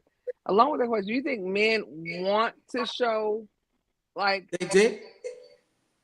They're bold. I'm going to use a different word because there are a pair of shorts that I forbid and have forbade Kevin to wear. Forbade. Well, unless he's forbade. Hold on. Time out. Forbade. We're not talking. Wait, hold on. I'm sorry. We're not talking Kevin, about me right now. Kevin. The word of the night is forbade. Not Kevin Stansel. Kevin, my son. Dog. The word of the you're doing too much. The word of the night is forbade. FORBADE. I was good at spelling. Men know what they look like before they leave home. So some of it is they want attention. Some of them want you to see what they got or, whatever the case may be. But every big gift ain't a good gift. So every big gift ain't a good. So that's not what he said. That's not what he said. That's not what he said. What did he say? He said every big gift. That's what he said. Yes. Yeah, every big. That ain't what we heard. It's not. I heard big gift. That's what I heard. So yeah. Right. So where you get that word from? That ain't what he said. I don't have a carnal mind, so I was thinking. Gift. I think that. Steve, gift. I think that it depends on what kind of attention you want. So I know, like for gay men that are in church, I know that sometimes it's an attention moment, so that way they can get, the attention of that person that they might have been scouting out in church, and then that's why they start running to the front of the church and dancing with their butt poked out so you can see what they got, whatever. It's a whole call and response, right? Call and response. And so, yeah, because they putting the call out there, and then the person they want will respond. So, you have that whole type of thing. And then you have the gays that I don't care how many times a man tells him or her that they are straight, they want to be the acceptable gay. And so they'll try the straight person. And then this is why some LGBTQIA plus cannot be welcomed into heterosexual places. We vampires, we're going to turn everybody out. So we call those the token gays, right? They just feel like they're the prize. They just feel like they're just so cute. They're just so whatever. Those are the ones that you put behind in the cooler on the shelf. You only bring that gay out when you have a little extra money and you really just don't give it. So, because it always comes with the coin, right? Yeah. What shall I render? That's what the Bible is. So, it's just so many, it's just ever evolving. And then you have those fashion girls who feel like the European look is still the thing, and so they get their parents super tapered. They get them super taken in. And they don't even know they just look like infection. Praise the name of the Lord. We call those the fashion girls. You know, can I ask you, where do you fit in? Where do you fit in? No, wait. Hold on, wait, please. Wait, hold No, on. we can't wait. Children. We can't wait. We got just while we're in, we gotta go. I am one of the legendary children. A lot of these little young kids watch people in my age category, and they are then inspired. But they don't understand that you will never be more than just a carbon copy of what was the best replication in the beginning. So, you know, a lot of the girls, they look at my pictures, they look at my things, and they idolize me and want to compete against me. However, I will always be Blanche Devereaux. And so I'm not gonna lie, I wanted a purse from you. Yeah, You a lot of the girls gag because of my bag collection. I did. You know, even my mother, she was like, "Why your purse is better than mine?" I said, "Sweetie, I don't shop at Kmart." But it's so many levels.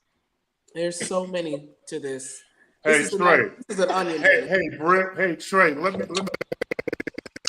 something, brother. Let me say something.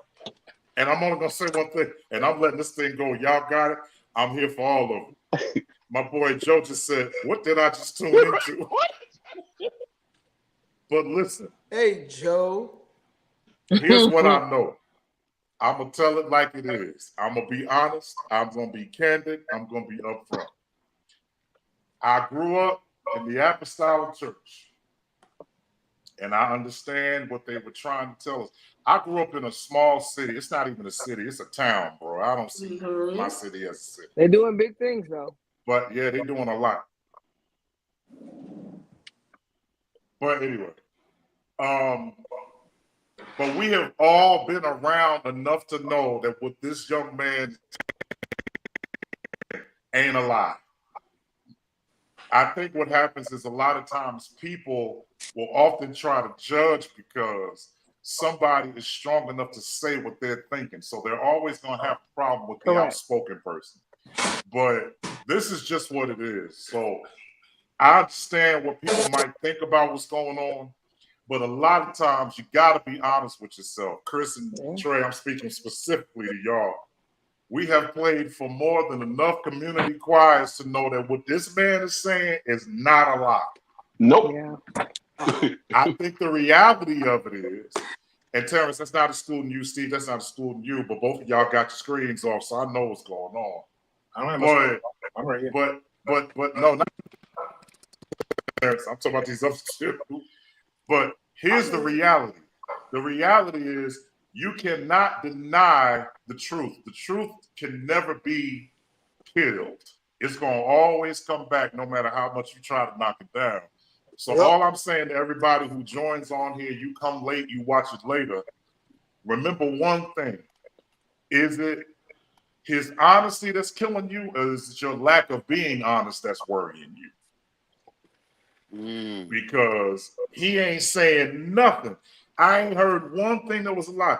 Trey and Chris, speaking specifically to y'all, I'm being honest. I'm not trying to, listen, I lived in San Francisco, so I ain't never gonna lie and say I ain't seen no gay people. Oh, Cisco was I lived in San Francisco was the Mecca until Atlanta grew. I'm finna say, and we in Atlanta, and I'm actually ATL, true to it, Decatur, East Side all day. So right. I done seen it happen and progress and turn into what it was after even being in church with it, with working with all the people we worked with that moved that way. And it's not an uncomfortable thing at all. The crazy funny part is his conversation reminds me, and I'm pretty sure Chris could attest to this too, of all the conversations we had with the cool homies that was like my man's. Like literally, he brought back nostalgia almost sitting around some of these cats. Well, I'm just, one of the old legendary children from Newark, New Jersey, who just moved from Atlanta a year ago after living there for 10 years. So I grew up on house music. You know, I know the culture. I know all of that kind of stuff. But I also know what deliverance looks like and what it feels like. And when you are delivered in your mind as a gay individual who has nothing but a hunger and thirst after righteousness, when the Lord delivers you, he snatches that hoe up out of you because that hoe was the one that want to get that attention. That hoe is the one that want to be seen. That's the one that want to be heard. That's the one that just want to go down and have nothing to lose. But at the end of the day, she don't even have 2 quarters to rub together to get a piece of chewing gum. We don't want to talk about chewing gum anymore. I don't have a phobia. You know, he has a phobia of thinking about chewing gum. I have a phobia of gum. When you really walk in authenticity of who you are, you don't even care about what anybody else has to say because there's a level of freedom that I feel and that I know I have that this world couldn't give to me, you know, or no accolade. But I'm just telling you how it is. So anybody that's that want to know, because it was like, well, how do you know if somebody trying to? First of all, most of these women that's married to these DL men, they know what's going on because most of them are under a contractual agreement. They give them one child, they get unlimited sources of Louboutins and Vuitton and Gucci. But none of the girls can afford, you know, Hermes. Those are the old queens, you know, like the Paul Mortons and the T-Bakes and all of them. They're the ones that can buy their wives Birkin bags. You know what I'm saying? So anyway, Kevin left. Oh no. Though we call those girls the mothers. But anyway. It's so many different girls. So many different girls. So many. It's so many girls. So many girls. But you know I love you. You know I love you. Yeah. GWORLS. Yeah, but then too, now the real girls that want to be the real boys, you know, we have to talk about that too because there's so much coochie eating in the gospel world. It's incredible. They think that there's a lot of fellatio going on, but there's a lot of coochie eating. It's not as much. It's a lot of cutting because, you know, all a lesbian has to do is throw on some lipstick, a good weave, do a good contour, put on a dress and a pair of lubes and a pair of pantyhose or whatever, and walk a little dainty. She could be as gay as a Skittle. However, if there is a metrosexual man who is really just into fashion and into his look and take pride in how he looks, he's automatically consumed gay. Meanwhile, the man has never seen a penis other than his own. But, you know, we accept lesbianism because it is more of a fantasy than it is a shame and misery as it is like for men. So they say. I have to agree with you. Can I be honest with you? I would say 20 years ago, there was a gay man who tried to talk to me, and I knew he was completely gay, right? We absolutely. He just wanted a child. You have nice hips and a great butt. I didn't need you to describe me, but thank you. But yeah, and I was going, what in the world? In my head, I was so lost. I was like, what did you think was going to happen here? Like, absolutely not. Let me explain that to you, darling. He was on his biological time clock. He wanted a child. Most of the gay men don't start searching for deep waters that they've never treaded until they know that their time is almost out. So what they do is they go get a woman who may or may not be naive, but understands image. Then they bear children. They bear children and they may sleep together, you know, maybe once or twice a year. Depends on if he's delving into bisexuality or not. But that's a whole nother story for another time because I really don't believe that there are bisexuals in the world because you like what you like and you got to choose vanilla or chocolate. You talking the truth, brother. You telling the truth. You know, most of them have a contractual agreement. I give you a child to keep your name and your family happy because most of them are the only boys who sometimes do not have a positive role model in their life from a male perspective, not even that uncle. You know, most of the men talked about them, but they wouldn't take time to raise them if their father was not in their life. So how did they learn to be a man? By wearing their mother's St. John knits when she was asleep or when she was... And then she knew that you were gay, but it was a demon at the time, was demonized and not even understood, even though a lot of them were participating in the same confusing lifestyle. They then put you on a biological clock and say, well, you're 35 and you don't have any children. Are you gay? And because Do you breathe between sentences? Because I do. And because the individual is still in the closet and DL and does not want to disappoint his ailing mother, because there's always a mother who has cancer, right? So she then, son, I don't know how much time I got, or, whatever the case is. And their family is badgering this gay man to have a child. So what he does, he goes, he find a good Judy, a good girlfriend or a good close friend, and they make a contractual agreement. Let's get married to shut both our families up. You still 25 and you're a virgin. I'm 35 and I'm gay. Let's get married so we can break down this story and we can no longer be attention, and we will give them a child. Or maybe two. Depends on if I start liking coochie or not. But at the end of the day, the real gag is that I desire for you to put on the strap on and wear me out when I'm done wearing you out. That is. So then what they do is they get married. They have a beautiful wedding. She has a princess gown. He has a princess tuxedo. They have all of the 9 yards. Tracy, you all right? Well, then what is the next thing to do? She has a child. Great. Now he's really not gay. He's been delivered. Well, then there's no other place to go. Y'all have a nice home, whether it be an apartment or a brick and mortar. Then you have this beautiful child. You dress him or her so beautifully, as well as you dress your wife. Well, there's no other place. You've reached your peak. What is the next thing to do? The Lord has called me to the fold.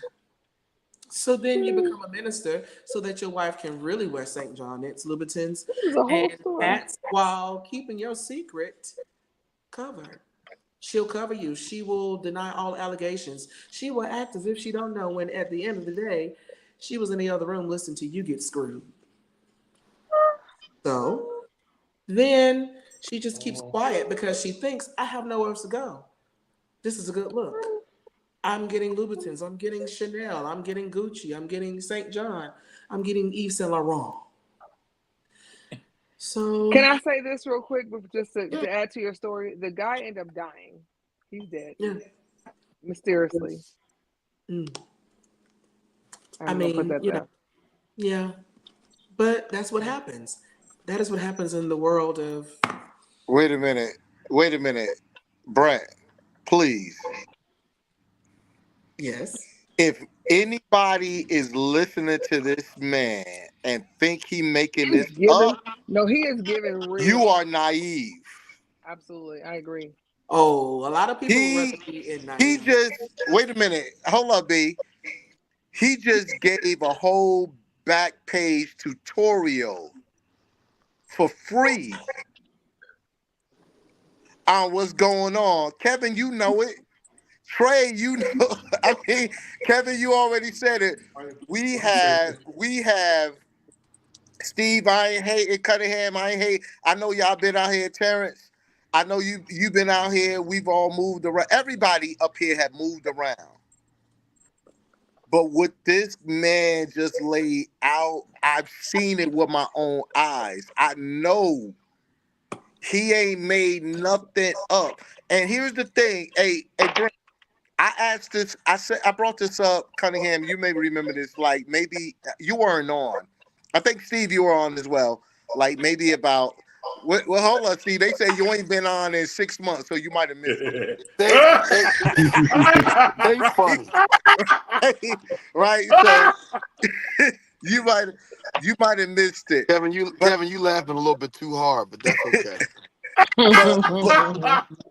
but Trey knows this, right? Trey knows this because when I started school to get my PhD in psychology, my initial study, Trey, correct me if I'm wrong. I think I said it up here. My initial study that I wanted to write about was, does God move a certain kind of way with gay men in the church? Because they write all of the songs that people get saved to. We talked about that not too long ago. Right? Yeah, we got into about that like a month ago. Yeah. It was when it was the last time that Steve was on. And so right.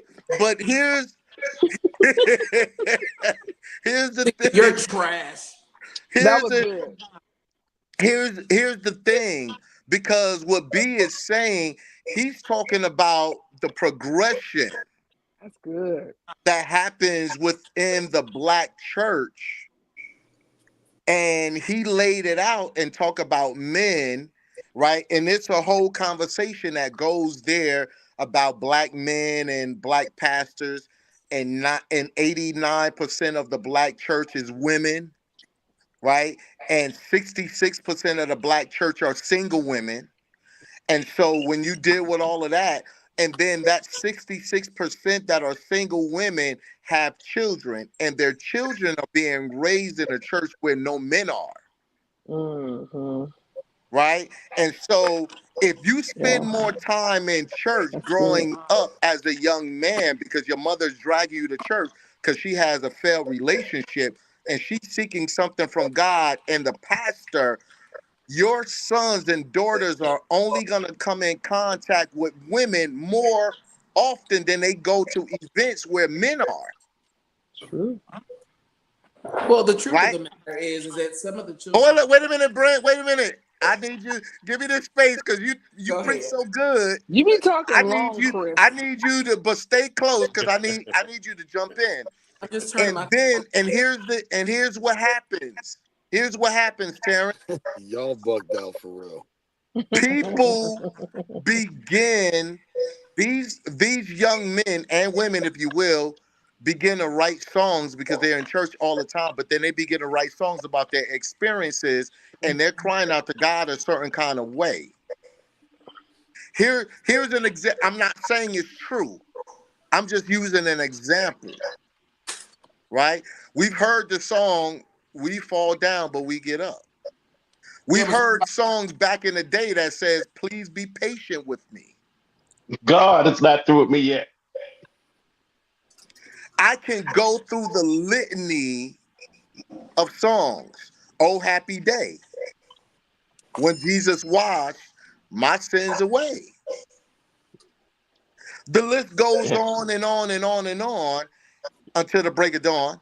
But the point that Brent was making that I love is that when you come into the Black church, this is the experience that is there. And what do we do with that? Right? What do we do with that? Me and Trey used to play for a choir. I gotta be my witness.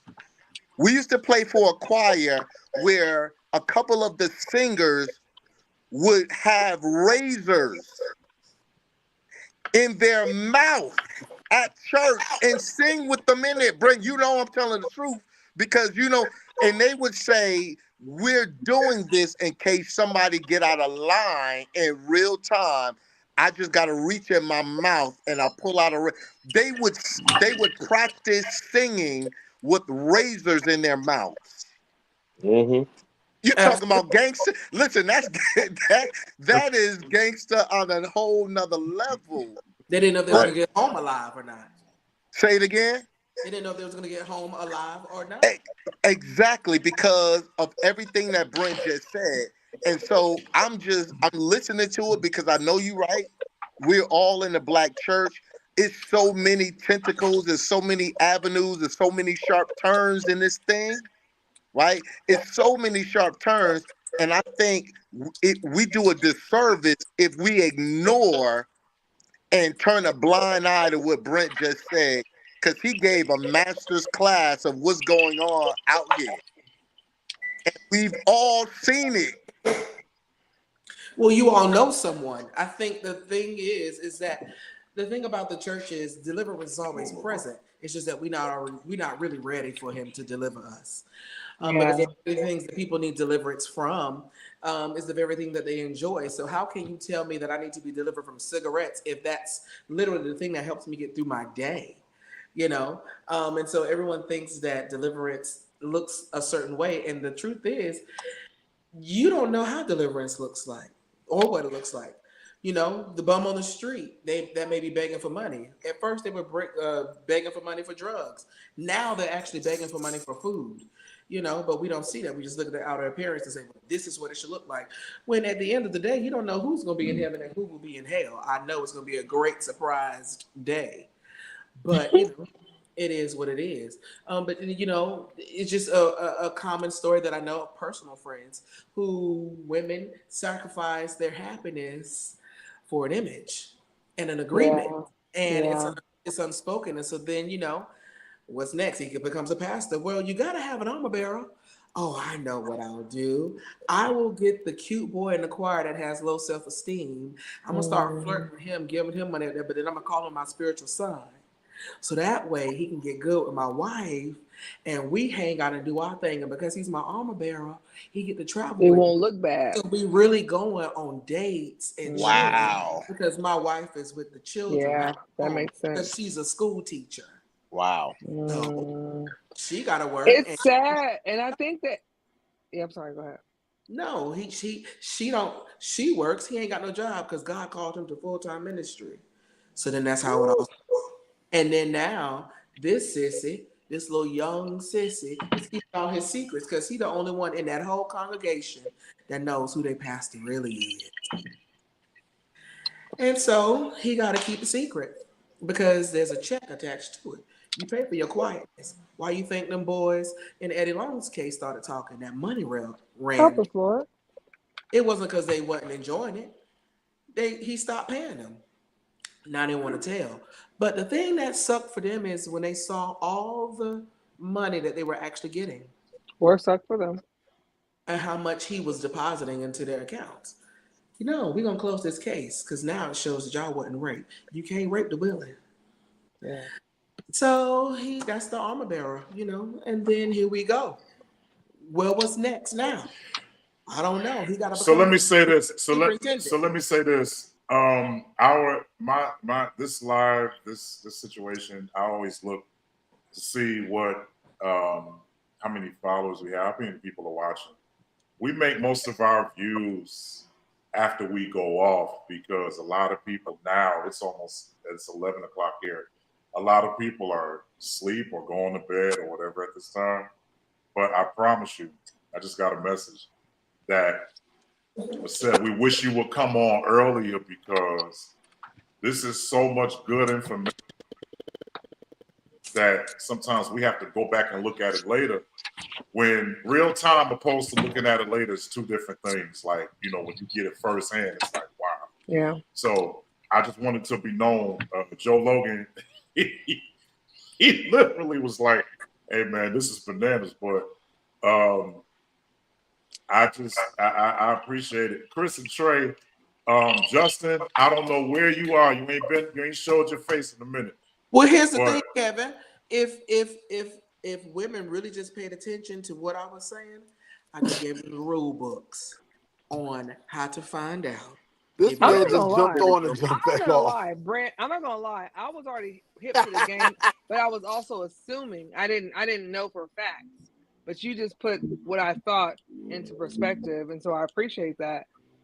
Because I was kind of confused about that situation. I was like, what is this man asking me? Like, what? Like him and I kikied over makeup, kikied over hair, and kikied over nails, and kikied, because I'm a girly girl, you know what I mean? So, but like I said, he's gone, and rest in peace. I won't even say his name, but anyways, but yeah. Did I know?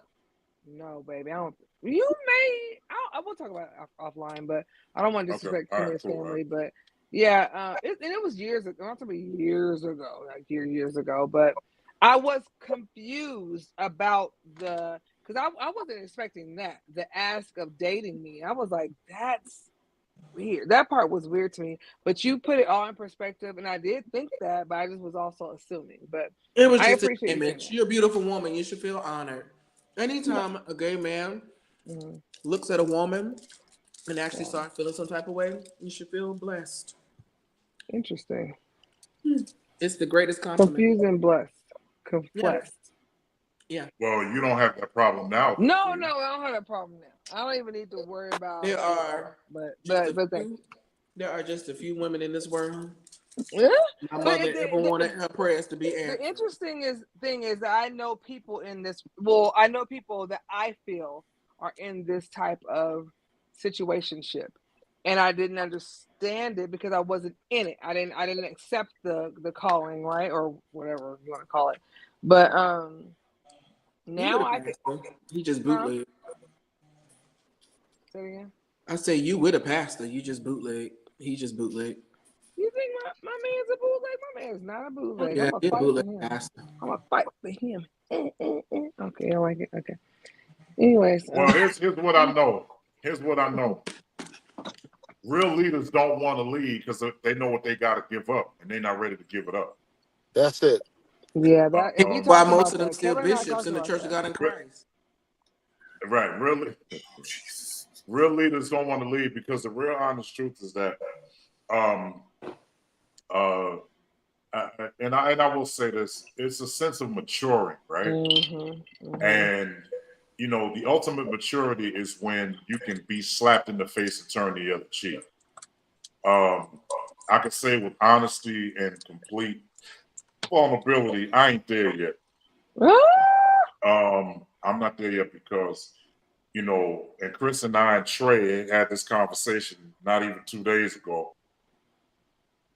But I do understand what's necessary. But I also understand that the church is the one place, and I say this with all my heart, the church is the one place that will speak the truth, but will test you right after. Like you just got immediately after. Thank you for saying that. Immediately after. Exactly. You will sit up there and they will tell you right is right, wrong is wrong, and then they'll present you with wrong. And a lot of people will not sit there and be real about that because the honesty of it is, and all of us on this doggone platform have been in church all our lives. And the real truth about it is that, you know, when you get to the brass tacks of it, the church will try you before the world will. Yeah. And I'm being real. Trey and I have both been with New Edition. We both been with Bill, Biff DeVoe, whatever. And I was fine with them until one individual decided that they were going to try my money. And Trey and I can attest to that. Yes, sir. It was going to try my money. But the reason why I could see where this person was trying my money was because the majority of my time in church, people was trying my money. So I knew what was going on based on Chris and I were at a church where we were so prominent in this church, but we were leaving the church because the church was acting stupid with the money. And they turned around and said that we were messing with the kids. Wait, what? Just because they got mad at us, they literally had it to where the children were crying because we were messing with the children. They put that kind of stuff on us. I won't say no names, but they're on Lyons Avenue and in Newark, New Jersey. Oh, wow. But my thing was, you could always tell who's powerful based on what they try to do to stop a person. You can always tell who's powerful. With no power doesn't get no attention. True story, bro. First of all, Kev, you ain't lying. I was with them. I'm still with Bobby, you know, but I left New Edition after MDN Culture Tour and giving them, you know, top 2 in the country, the whole 12. The thing was part of the conversation. It's a little bit back and forth, but part of it was that Bobby was telling them, you know, get Trader Reigns, get a Trader Reigns. I was like, afterthought because the first guy they picked was. We know who it is. We know who it is. Yeah, the first guy they picked, you know, didn't do well. So the first 2 weeks rehearsal was terrible. Then that guy calls us to the room and say, Trey, you're gonna take over. And I give you the top 5 tour, one of the top 5 tours in the country with the first Black Promoters Coalition. And you say you're gonna take care of me, but you don't. And that was the straw that broke the camel's back. You know, I dealt with it for years. Right. But I I had to come to something that we had talked about value and what I thought I was going to be missing. And we get stuck in these places because we just like I said, I did it 17 years. You know what I'm saying? That's as long as anybody was ever with New Edition, and especially all of the facets of New Edition. I was an MD, That's right. RBRM, BBD. Like I said, I'm still with Bobby now. It's 16, 17 years now with Bobby. But I had all this other stuff going on with Foundations, Ray Chew Television, just like all this Eric, just all this other stuff going on. But I didn't see none of that. I had to pull myself out of that haze of we gonna do right by you. We're gonna do right by you. And they just they just don't. You know what I mean? How many times can you say, I'm gonna look you out and you never actually do it? You know what I'm saying? Right. So with that part of it, I just want to tell you, yeah, they do try to play with your money, and people do that, and churches do that, and just people in general will try to do that. But you got to set yourself in a position and say, you know what? So at some point, you got to step out of it and say, you know what? I got to look out for me. Yeah. Hey, Terrence. Yes, sir. I'll tell you this. I'll say this, and I say this because, and I'm going off of what Brent said. It's amazing how what he was saying actually ties into the mentality of what we as the musicians had to deal with, right? But the reality of it was that I say one church that first started paying me in my life, I'm going to your point. The one church that started paying me in my life was New Christian Tabernacle on Market and Madison in Paterson, New Jersey. And when my cousin gave me, my first paycheck, I had never seen that before. So I was like, cool. But and no, he not barking. In actuality, the bottom line is this: is that when you hit Trey, this is what it is. Let's call it all the way. When you have had enough, and you start dealing with your value, right? What happens is people will try to devalue you based on the fact that right now they don't feel like dealing with your value. So they want to deal with what their perception is of you, as opposed to just saying, you know what, this is what the reality is. This is where they are. I say it in Vegas. I say it in Paterson. I say it in New York. I say, listen, there's certain churches, there's certain community choirs, there's certain people, you just can't afford me no more. That's that basic. The truth is they never could. The truth is they never could. They never could. And let's be clear, Brent, I'm going off of your word. There's some people who are willing to devalue a woman to say I am a man. Well, there were some groups and some churches and some organizations that were willing to devalue you as a person to say, I got Trey Gilbert. I got Kevin Stanford. I got Terrence Kitchens. Yo, I got Chris Joe. I got Steve Hackett. I got Justin Cunningham. I got Tracy Nippler. You know what I'm saying? They'll brag on you, but they won't pay you. They'll brag on you, but they won't pay you. That's good. But when I started doing it, I'm putting that on my post, just so you know. I'll tag you in it, but I'm going to put it on my post. T-shirt too. But the reality of it is that once you get to a place, I heard, listen, when I lived in Nashville, they used to say some stuff. This lady said, son, I understand you going through a mountain. She said, but if the mountain was smooth, how would you climb it? That's good. Wow. I said, okay. She said, yeah. She said, don't be scared of a mountain. As long as it has riches, you'll get over it. So when we get to a place where we had enough, now what the church will do, what the music, what black people will do, is sit up here. When you're strong enough to stand on your own 2 feet, the first thing they're going to do is bring up your past. And then they're going to bring up the reason why they don't feel you should be this strong, to be this diligent about your business. You know? But I found this out, Chris. I'm going to blow your mind with this. Watch this. I found out that the people who were attracted to me only came to me because they saw something familiar in them.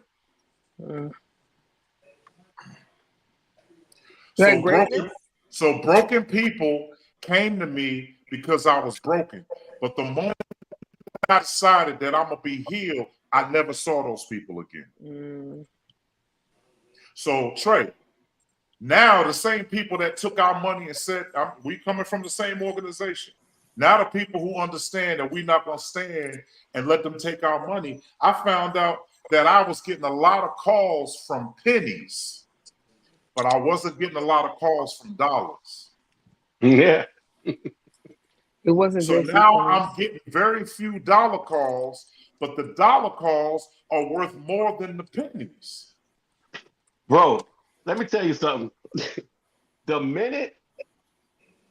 First of all, the minute I let myself ride out and was okay with it and found peace, my phone had been ringing, okay?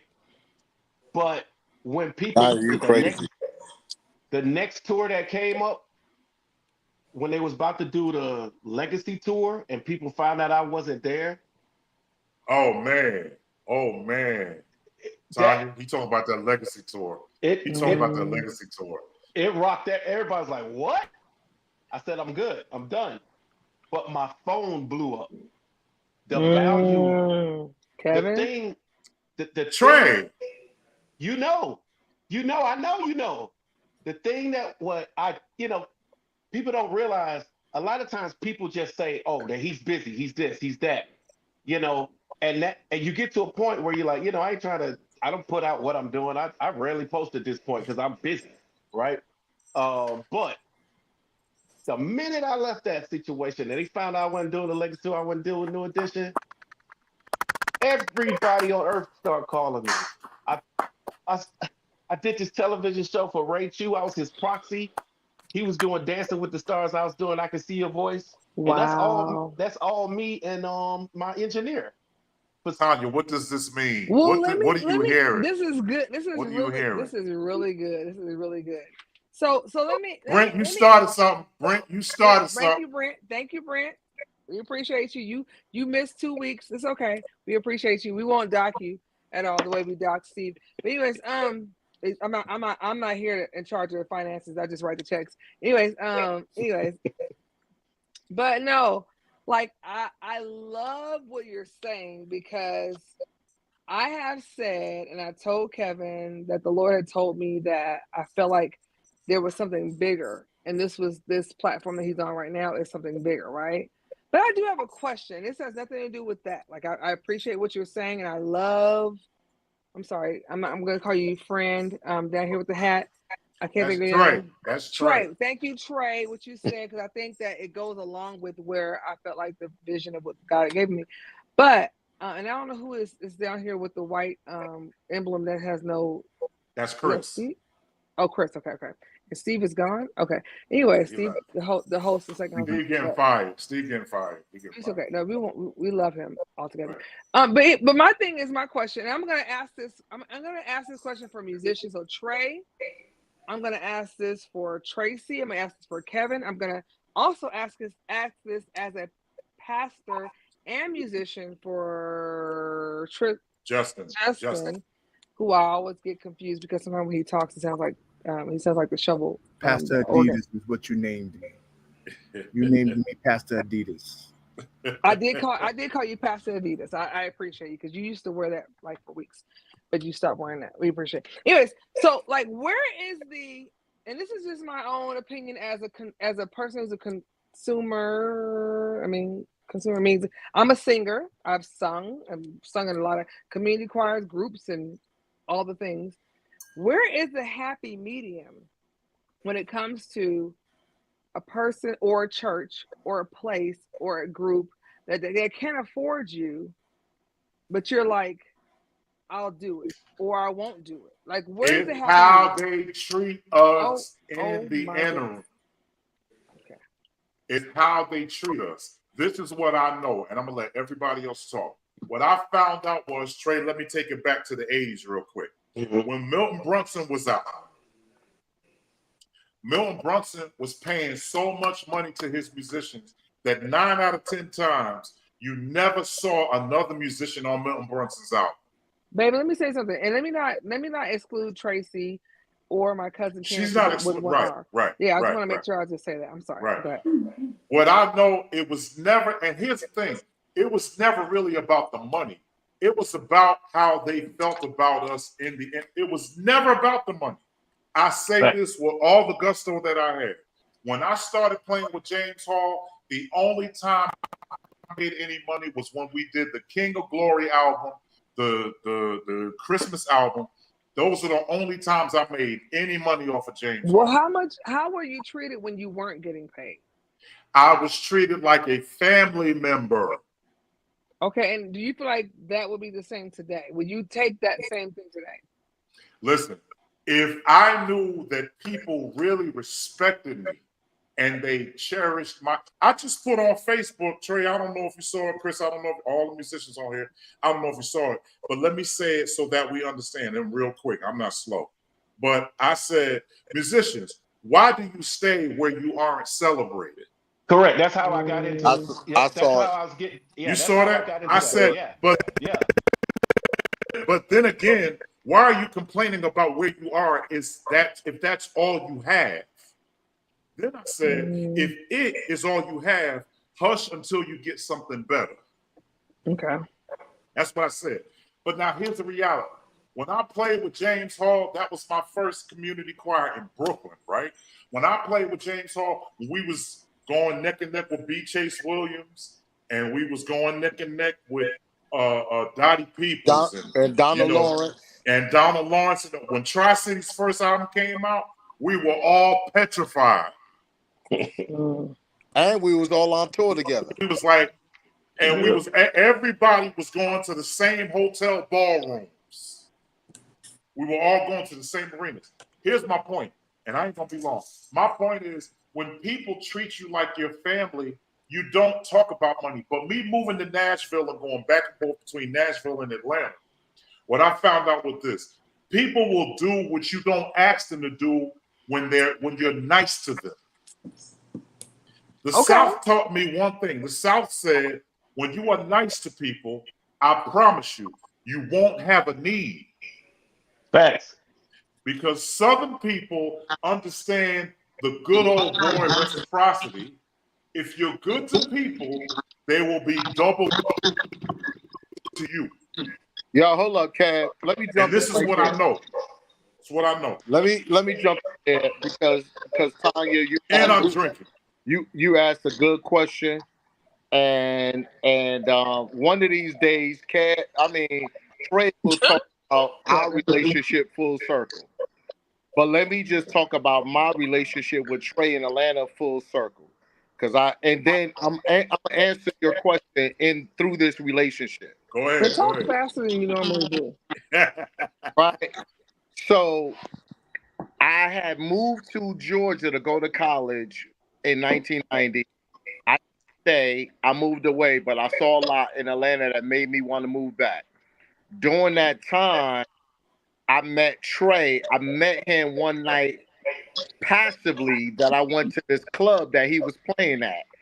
And he was next to Kevin, one of the dopest the dopest bass player that I knew that was in our peer group. It was Kevin in New Jersey, and then it was Trey in Atlanta. And I felt like I ain't missed nothing, but I wasn't working with Trey.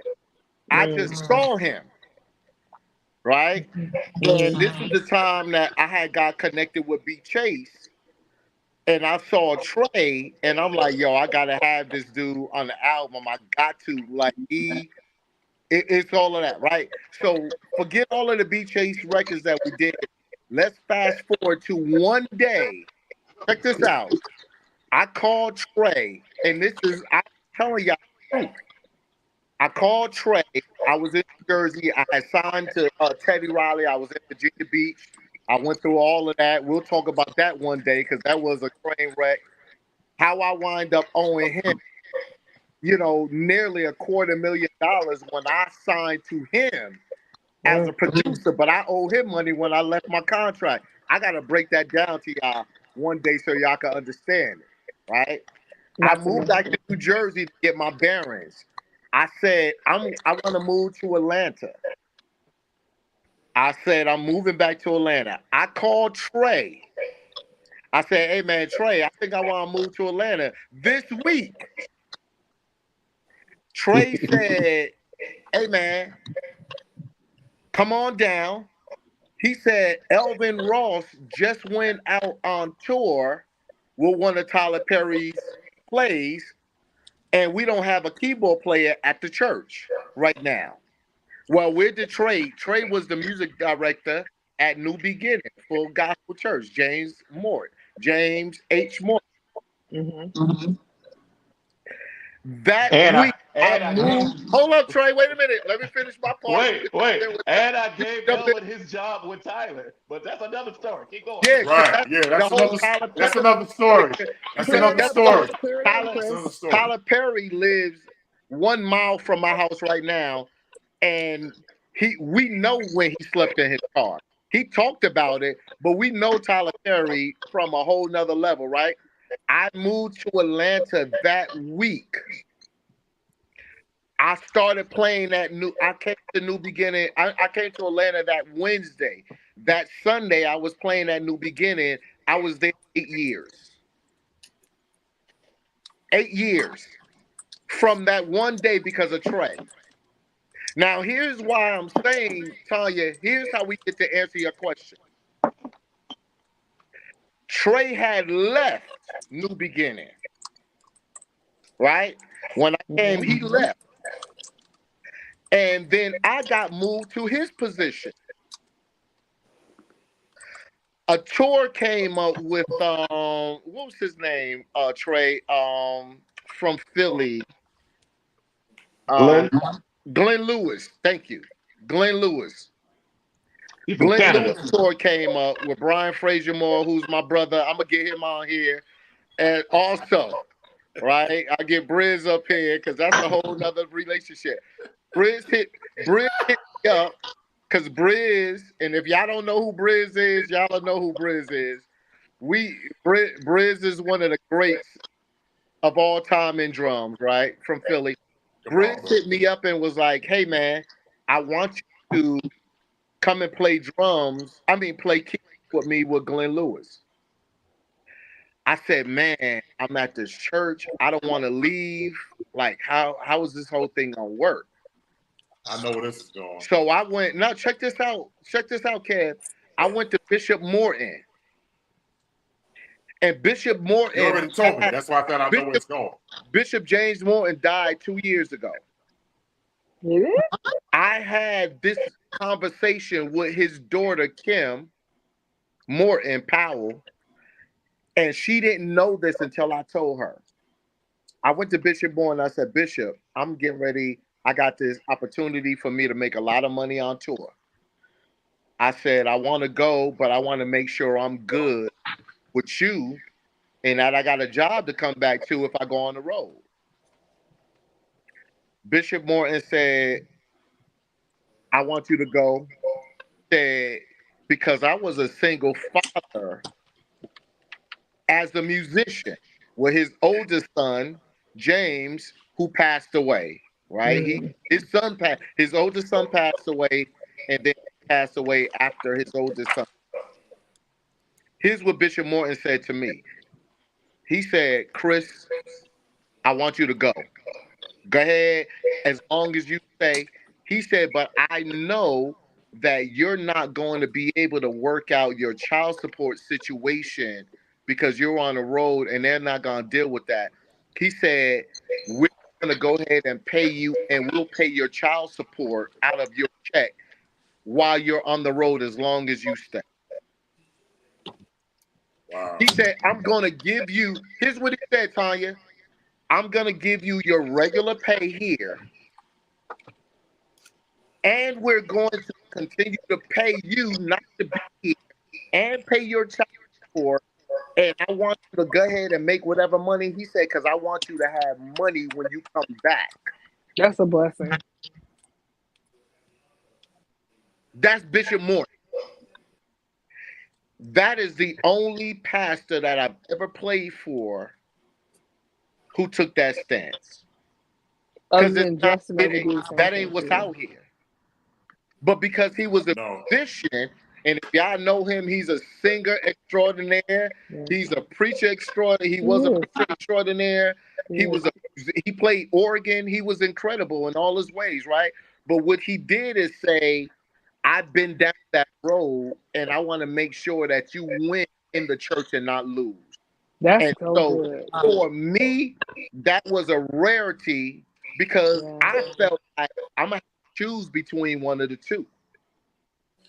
Chris, here's my thing, man. Chris, here's my thing. Good. But wait a minute. Let me just end. Hold up. He got 19 more seconds to finish. I just want to end with this. this. We got to move. Go ahead. I just want to say I would have never had that experience if Trey didn't bring me to Atlanta.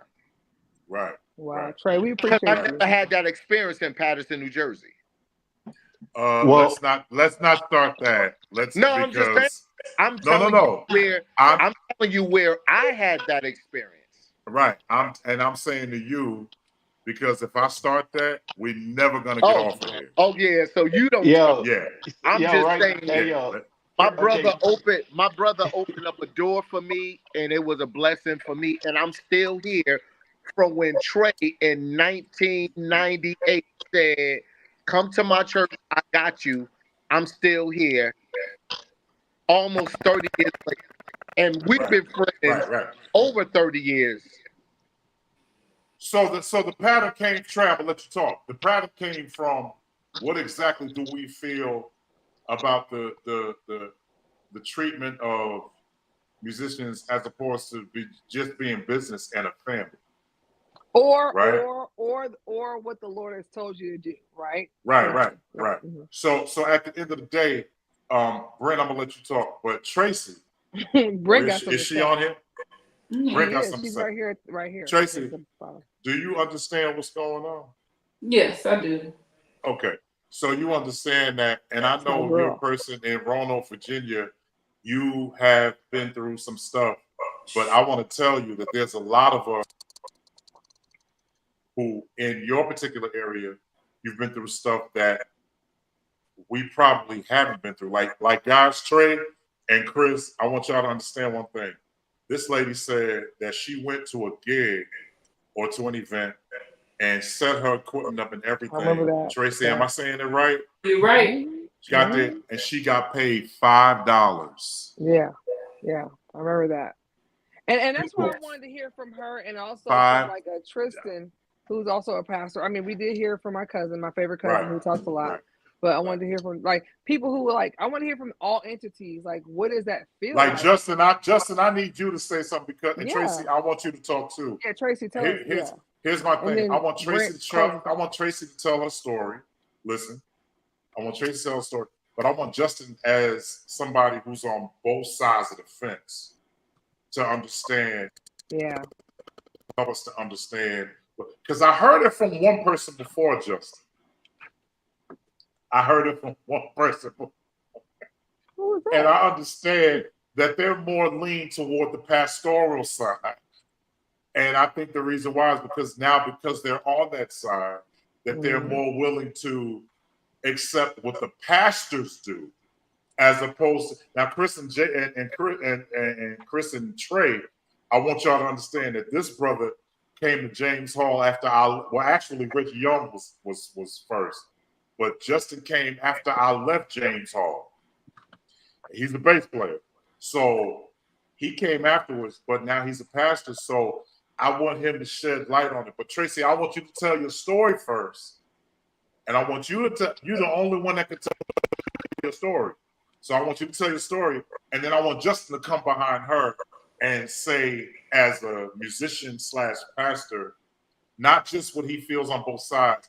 Terrence used to say this, and Terrence knows how I feel about this. Terrence always said, there's your side, then there's my side, and then there's the truth. Terrence always said that. Terrence always said that. So I understand what your opinion is, but I want to know what the truth is. So in that order, Tracy, I'm going to let you talk first. Tell your story. Listen, Tanya. Then your story. Tracy, I want you to tell your story. And then, Justin, I want you to come behind that. Because what Chris said was that there's a man that's responsible for him coming to Atlanta because he felt like his home place didn't value him. So he had to leave and drive 16 miles down the road to go to a place where he was actually affectionately accepted. So Tracy, go ahead, and then we're going to go to Justin. Go ahead, Tracy. Okay, so the story is that I was playing for, I guess it would be a somewhat community choir or whatever it was. I don't know what it was now because it's been so long ago. But so we had rehearsals. We had material to learn. I did the rehearsals, learn the material. We go to West Virginia. We get there. We play the service. I go in the back. They said, well, we didn't make the money we thought we were going to make. Here's $5. That was. I'm sorry to laugh, but you're fine. I mean, that's what the quartets used to say all the time. That's what it was. Tracy, that's what it is. Okay, Justin, go ahead, brother. You got the floor. No interruptions. Go ahead. Whoa. Well, first, Trey, much respect to you, sir. Greetings. So, I'm still a bass player. I'm still a musician, and I'm a pastor.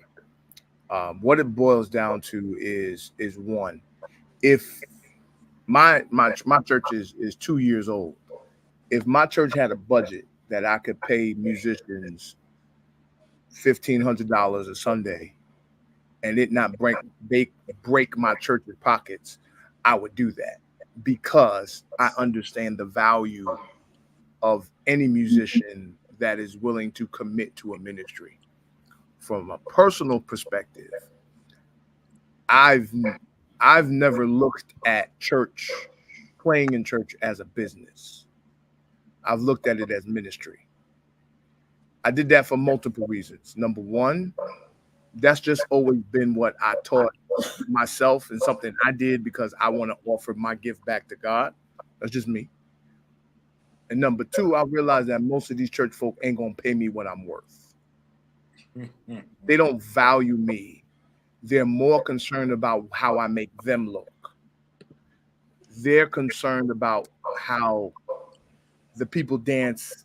We make the people dance after they preach, even though they really didn't preach good, but we just made them sound good.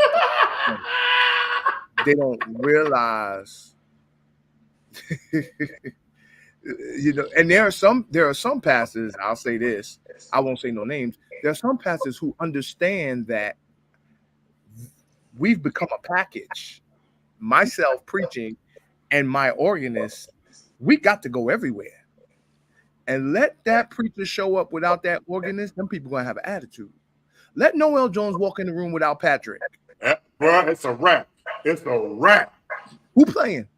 It's a wrap. Noel Jones came to Connecticut one day. I was sitting in the service, and they're sitting there, and they said, Justin, you gonna play organ for Bishop Jones? I said, who? They said, you. I said, me? Where's Patrick? Who's Patrick at? But that's just a no. It became a package.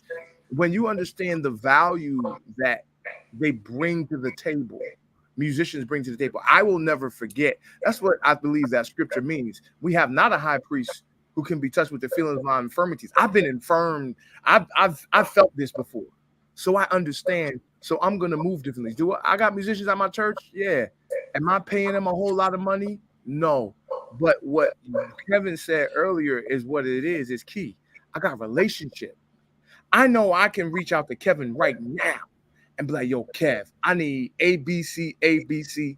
And because of relationship, he's going to be like, Justin, I got you. Absolutely. I don't, this is where it really boils down to, because. And Trey too. Trey too. Yeah. And church people have made a professionalism of abusing people. Sure. You abuse us. You will misuse us and abuse us for your own selfish gain. I'm talking about at my church right now, breaking the spirit of Judas. And I had Bible class tonight with my people, and I said, we have to be better people. Judas was selfish, and he only cared about his own selfish gain. and betray Jesus in the process. Don't be that person. Don't let that spirit come on you. So from that aspect, the relationships I value, but I also don't want to misuse the relationship. So I do everything I can to make sure they get their money. I do everything I can to make sure I pay them. But when I can give them more, I do give them more. And when I do get to the place where I can give them more consistently, I will. Now, the flip side, again, back to my statement, playing in church is ministry for me. But when I play outside of church, that's business. Right. I play this wedding band, this is business. Right. You paying I me think for my gifts. I think you're smart enough too to say, if I know that all he wants is, or he or she wants is $5,000 and I can't do it, I'm gonna make sure I don't say that I can do it and then not give it to them. You know what I mean? But So if like, I don't have no relationship, I ain't gonna do it anyway. well, true, very true, very very true. And I think that that's where it gets a little bit sticky because I feel like some people are saying yes, I got it, and then two people show up, and you're like, I need you to give 250, I need you to give 250, and they can't do it. You know what I mean? So I think you're smart enough to know, accounting wise, and your who your audience is, that you may or may not have what they're asking for. You know what I mean? Before you agree to it. I wanted to say this to Kevin's point. I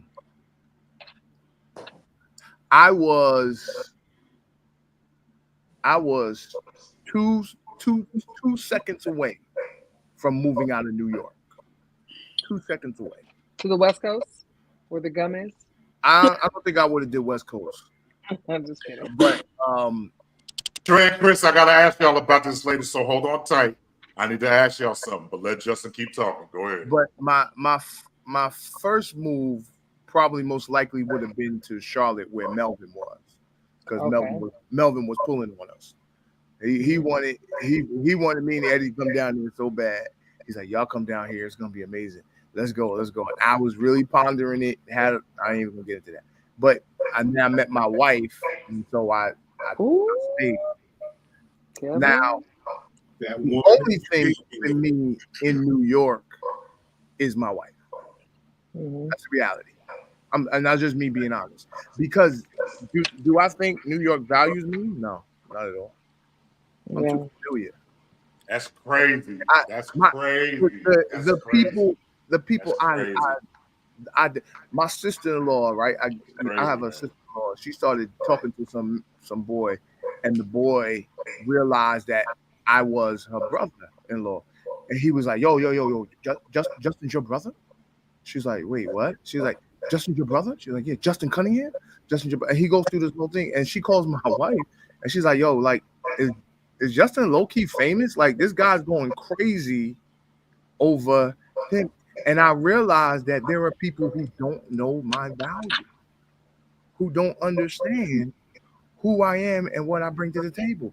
I got a little young, I call him young blood in my church, and we go in the aim and this and that, and people taking pictures and oh man, I enjoy your music, this and that. And he's like, "Yo, who are you?" And you don't know my value. Because real people who are valuable don't brag about their value. I don't brag about a diamond don't brag about its shine. It's just shine. Never have. I don't need to tell you. Never have. Yeah, and the fact that you guys know that you didn't get it from like studying and going to school for it was a gift that you got. That's the part. And it's I understand that like I said, with musically. Yeah. James Hall, New York. James Hall. Yeah. Hezekiah Walker. What else? That's top tier for New York. That's enough. Yeah. That's right. Artists in New York. That's right. Musically, what else do I have to accomplish? You forgot Timothy Wright. Reverend Timothy Wright has gone on to glory. He's been gone 13 years. 15 years. 15 years. 15. And Pastor Wright was about to put me on the record. In fact, he got into the accident that July because D-Duck was on the road with Flowetry. With Flowetry, that's right. And he was like, "Call the light skin boy. We were getting ready to do a session that October when he got into the accident in July. So it was already in the works. Where else we gonna go?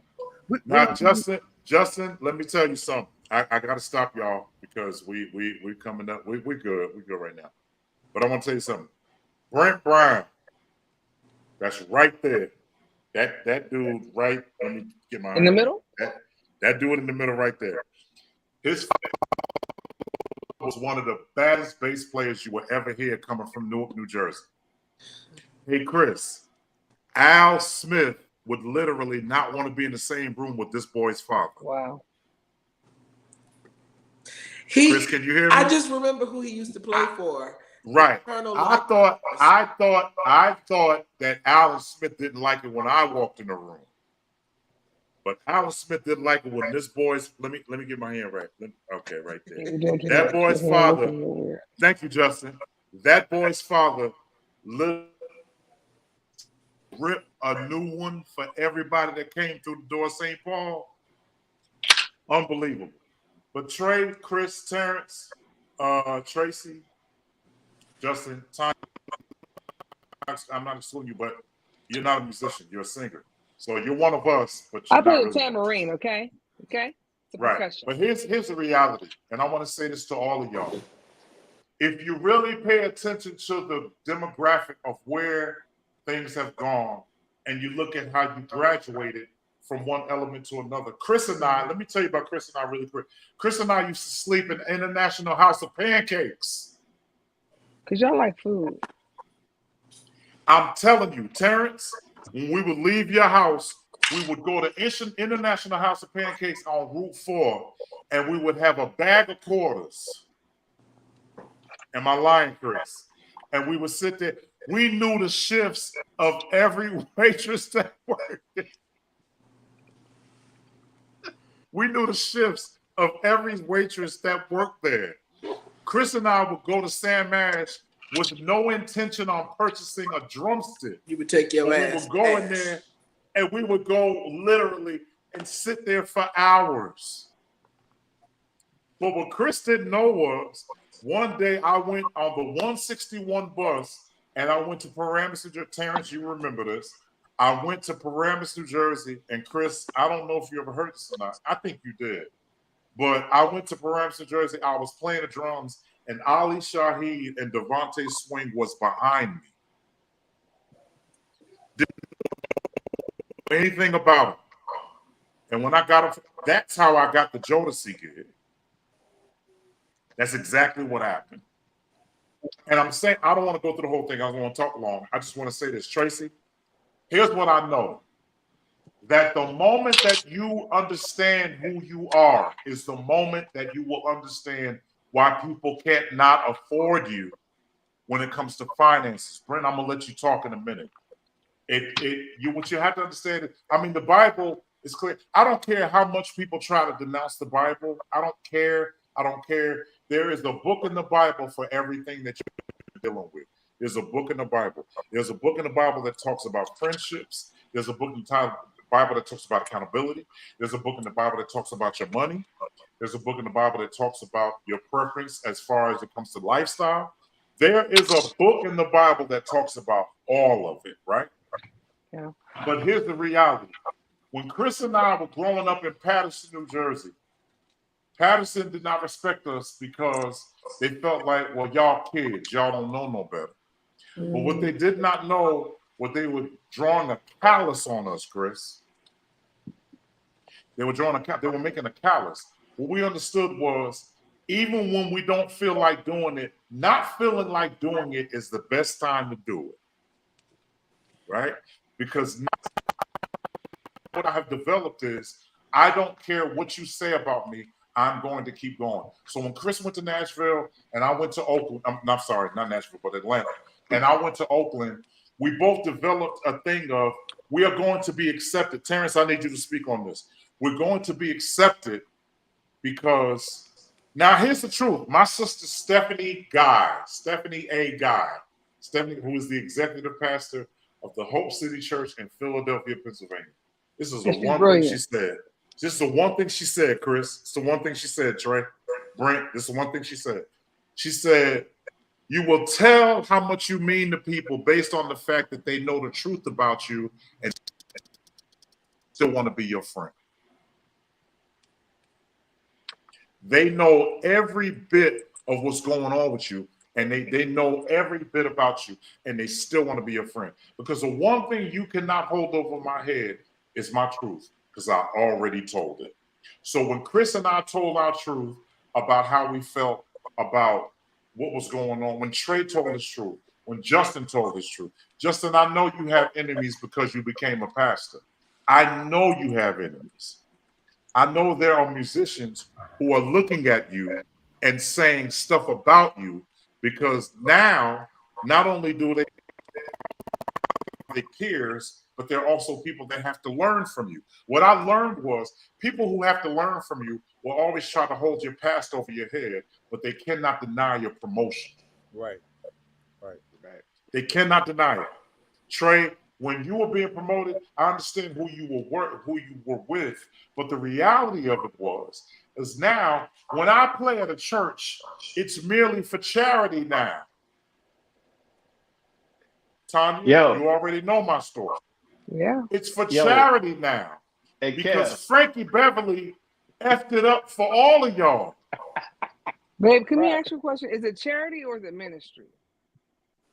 Let me tell you why it's ministry. I'm glad charity you said begins that. at home. Chris, I just want to know. A charity begins at home. A lot of musicians are playing recklessly at church because their home lives are messed up. Okay. Let's be real. If I don't have no peace in my house, I'm going to bring chaos to the church. That's reality. Brent, I'm going to let you talk too. I don't want to talk long. I did this podcast so everybody else can talk, because I don't know every damn thing. I don't. Hey, but Kev, what I know, go ahead, Trey. Let me say a few things. Go ahead. Please. Is that my cousin Chris? Because he got to go fast. No, that's Trey. That's Trey. Oh, Trey, we love you, Trey. So look, real talk. Up to the Jersey crew, and I break it down like this: a prophet has no honor in his own home. Mm-hmm. That right there is a true statement. Whether that's a church or at your actual physical house, absolutely. People literally respect you abroad on levels that you can't comprehend. It's kind of like when you do a record and you expect your friends to buy the album. They never do. That's not what's supposed to happen. It's not what's supposed to happen. Nope. That's what happens. That's what you think it's supposed to happen. Your friends. Absolutely. It's supposed to. That's not just support. That's not how that works. I just wanted to address that. Hey Trey, can I stop you real quick? Let me say this, and I'm gonna let you talk. I found this out. Chris, I'm doing it again. Chris, I'm doing it again. What, the book? Because I got your book. I got your first book, Kev. I got Trey's album. So y'all know I. All right. So here we are. Here's what I found out. The majority of my supporters are not my family. They're not my family. But I found out that the majority of my supporters are people who have no connection to my family. None. Terrence, am I lying? Tread lightly. Terrence. No. Ain't no tread lightly. They need to tread around me. There ain't no tread lightly. And I'm not denouncing you. I'm just saying, sweetheart. No, I know. You ain't got to say that. Because here's what I know. What I found out was, what Trey, I'm gonna let you talk. I'm not here to interrupt anybody, but I gotta put this point in. What I found out was that a lot of the reason why, and I asked God about this and he showed me, a lot of the reason why prophets shall not or men shall not profit in their own homes is because a lot of times there are people who know the past of you. Terrence Kitchings, right there, that man in that corner, right there. Can I tell you what he said, Trey? I'll tell you what he said. He said, when you are from a certain city, people will stay and pause while you stay and play. Terrence, that's good. I think I was listening to you, but I listened to you. Yes, he said there are people who will stay and pause. Said that. So when they come back, when you come back home, right, Trey? they will press the pause button. They still on cassettes. We on digital. They still on cassettes. They will press the pause and go, hey, Trey, you remember 1989?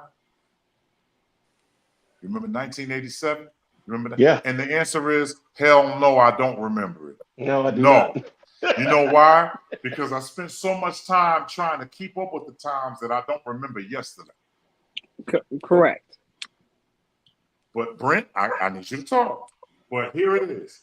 The reality of it is, and Brent always says, Kevin, be healed. He be joking, but he be serious at the same time. He be serious, yeah.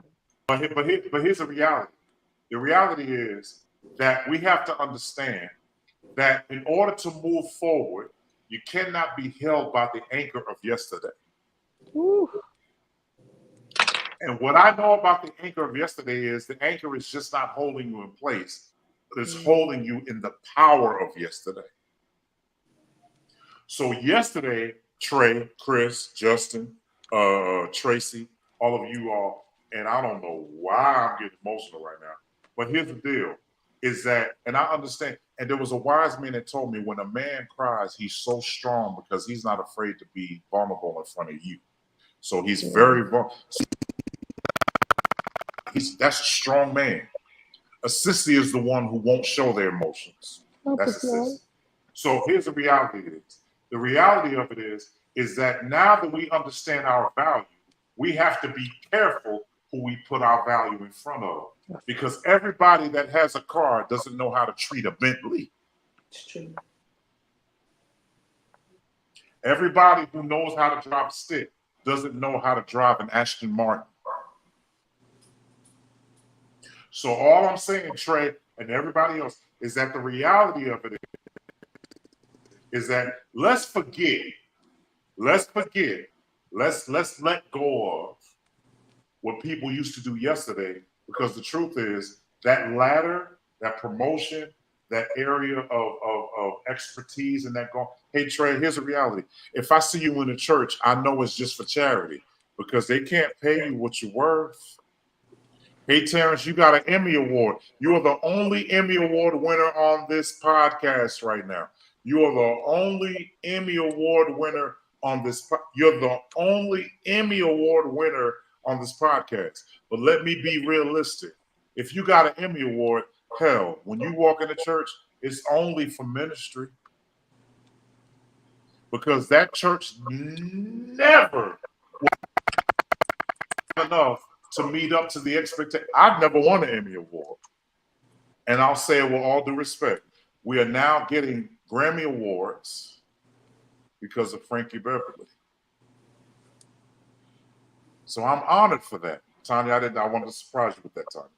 But we're all getting Emmy Awards when they do the honorary, whenever that is. I don't care if it's 20 years from now. If I'm alive 20 years from now and I get a Grammy Award, we're going to the best peaceful restaurant in the world. Hey, Kevin, hold up. Is he already, has he been inducted to the Rock and Roll Hall of Fame? They are signing papers right now. Well, guess what? You're going to go in as the band. I will, and let me tell you something. Whoever play for him now, that's who get the call. Kevin, don't say this, but I got to say it anyway. If I get inducted to the into the Hall of Fame, Rock and Roll Hall of Fame, here's what I want to say. Thank you, Patterson. Thank you. Thank you. Because there are people who will tell you what to do, and then there are people who will teach you what not to do. Or there are people who see what you do and won't even give you the honor that you should be getting. Hey, Terrence. Hey, Terrence, can I tell you something? Brent, I need you to open your mouth real quick. But Terrence, let me tell you something. My favorite cousin would win R. If you want an Emmy Award, Chris, or Terrence, if you want to, I'm a little drunk right now. If you want an Emmy Award, Terrence, if you want an Emmy Award, right? I'm going to tell you what. This is just me talking, and I mean everything I'm saying. Everybody should pay you accordingly. No lies. And they will, listen, they will only do what you let them do. Hey, Justin, go ahead. Trey, I need you to talk. Brent, I need you to talk. I'm tired of talking. Tracy, open your mouth. Tanya, go ahead. I gotta say something to that point, Kev. Listen, first off, I want to say kudos to everything that everybody's saying. I want to say this though. The church for a long time has made that excuse to not honor people. Here's what I learned about honor. I've learned this in being married, and I've learned this as being a pastor. Honoring somebody is an intentional thing. That's good. Absolutely. It's not something that's naturally done. I intentionally. Melvin been dead 10 years. And we still honor him. 10 years. I honor him. It's intentional. That's right. Nobody gonna hold a gun to my head. When Melvin moved out of New York, he said to me, Justin, you make sure all these musicians honor and respect Butch Haywood. You make them stand up when he walks in the room. It was intentional. That scripture, a prophet is what I honor in his own home, has been used to try to tell us not to expect honor from the people who wasn't giving us honor. My G, you're choosing not to honor me. You know I deserve it. You wouldn't quote that scripture to me if you didn't think I deserved it, but you're quoting that scripture so you don't have to give it. Well, guess what? That scripture is not supposed to be to the prophet. That scripture's to the home. That's telling the home intentionally honor the people who deserve it. Patterson should honor you. That's right. New York should honor me. Should honor Melvin Crispell. Not even take me. I don't even deserve it. Should honor Melvin Crispell. They should. I should honor my wife. I intentionally make that decision. She honors me. She intentionally goes out of our way to do that. That's a bullcrap excuse that the church has made to not, one, pay us our value, and two, to try to avoid them humbling themselves because a pastor think they the only ones that need to get value. Oh, honor me. But really, the reality is this is a watch. This is one watch that has multiple moving pieces that makes it work. And if one of them fall, the whole watch don't work. Let one of y'all listen. It's insecurity. I've learned. It if really my comes from organist insecurity. there, That's the simple way. yes, sir. My organist not there. I don't preach no different. I don't preach no softer. I don't preach no harder. I preach the same way. I'm sweating the same. I'm hooping the same. I'm doing it. Why? Because I understand your value, but I also understand mine. And my value doesn't decrease because a piece ain't there. I can That's good. I'm a still. If I gotta put on, no, I don't put on hoops trigger. I have my limits. But at the same token, we have to intentionally honor Trey. You should be intentionally honored. The way your track record is, nah, that's an excuse, man. And the problem is these punk church people have go. That's why people don't like me, Kev, is because I don't bow down to these Negroes. I don't kiss their rings. I'm not gonna do what everybody's doing. I don't care. I'm not moved by you. If you don't accept me, I'm good because I know my value, and my value is not being on my knee kissing your behind. My value is in being who God called me to be. And if you can't see it, sorry for you. But guess what? I can still work. I'm still working. I'm still playing. I'm still doing stuff. And guess what? If I needed to, I'd go start my own thing if it came down to it. But what it boils down to is people intentionally got to honor y'all. They got to intentionally honor you. And they're using that as an excuse, and because punk church people don't want to give honor. But to your opinion, or to your what you used to say, I agree with you wholeheartedly, is that if you have it in yourself, it don't matter who don't do it. At the end of the day, you don't. I'm secure in myself, knowing that I've done Hezekiah Walker. I haven't, and I'm a tambourine player, and I just saying that's it. I didn't do for him. I didn't do all these other. I didn't do these other things. You know what I mean? But if I feel like, well, you know, when I contribute that pop, you know what I mean? If I feel like that was it, then at the end of the day, it doesn't matter if you as a person honored me. I know that God did because I did it intentionally. I love what you said, Justin. I really do. It's all about how God sees it. I do this for God. And if you don't honor me, I'm good. But should you? Yeah, you should. It's great. And you're choosing not to. Let me jump in there real quick. You tell me about yourself when you do that. Let me jump in there real quick for a second. Kevin, we're talking about things that we've learned and that we've heard. There's one thing that I heard from your mother years ago.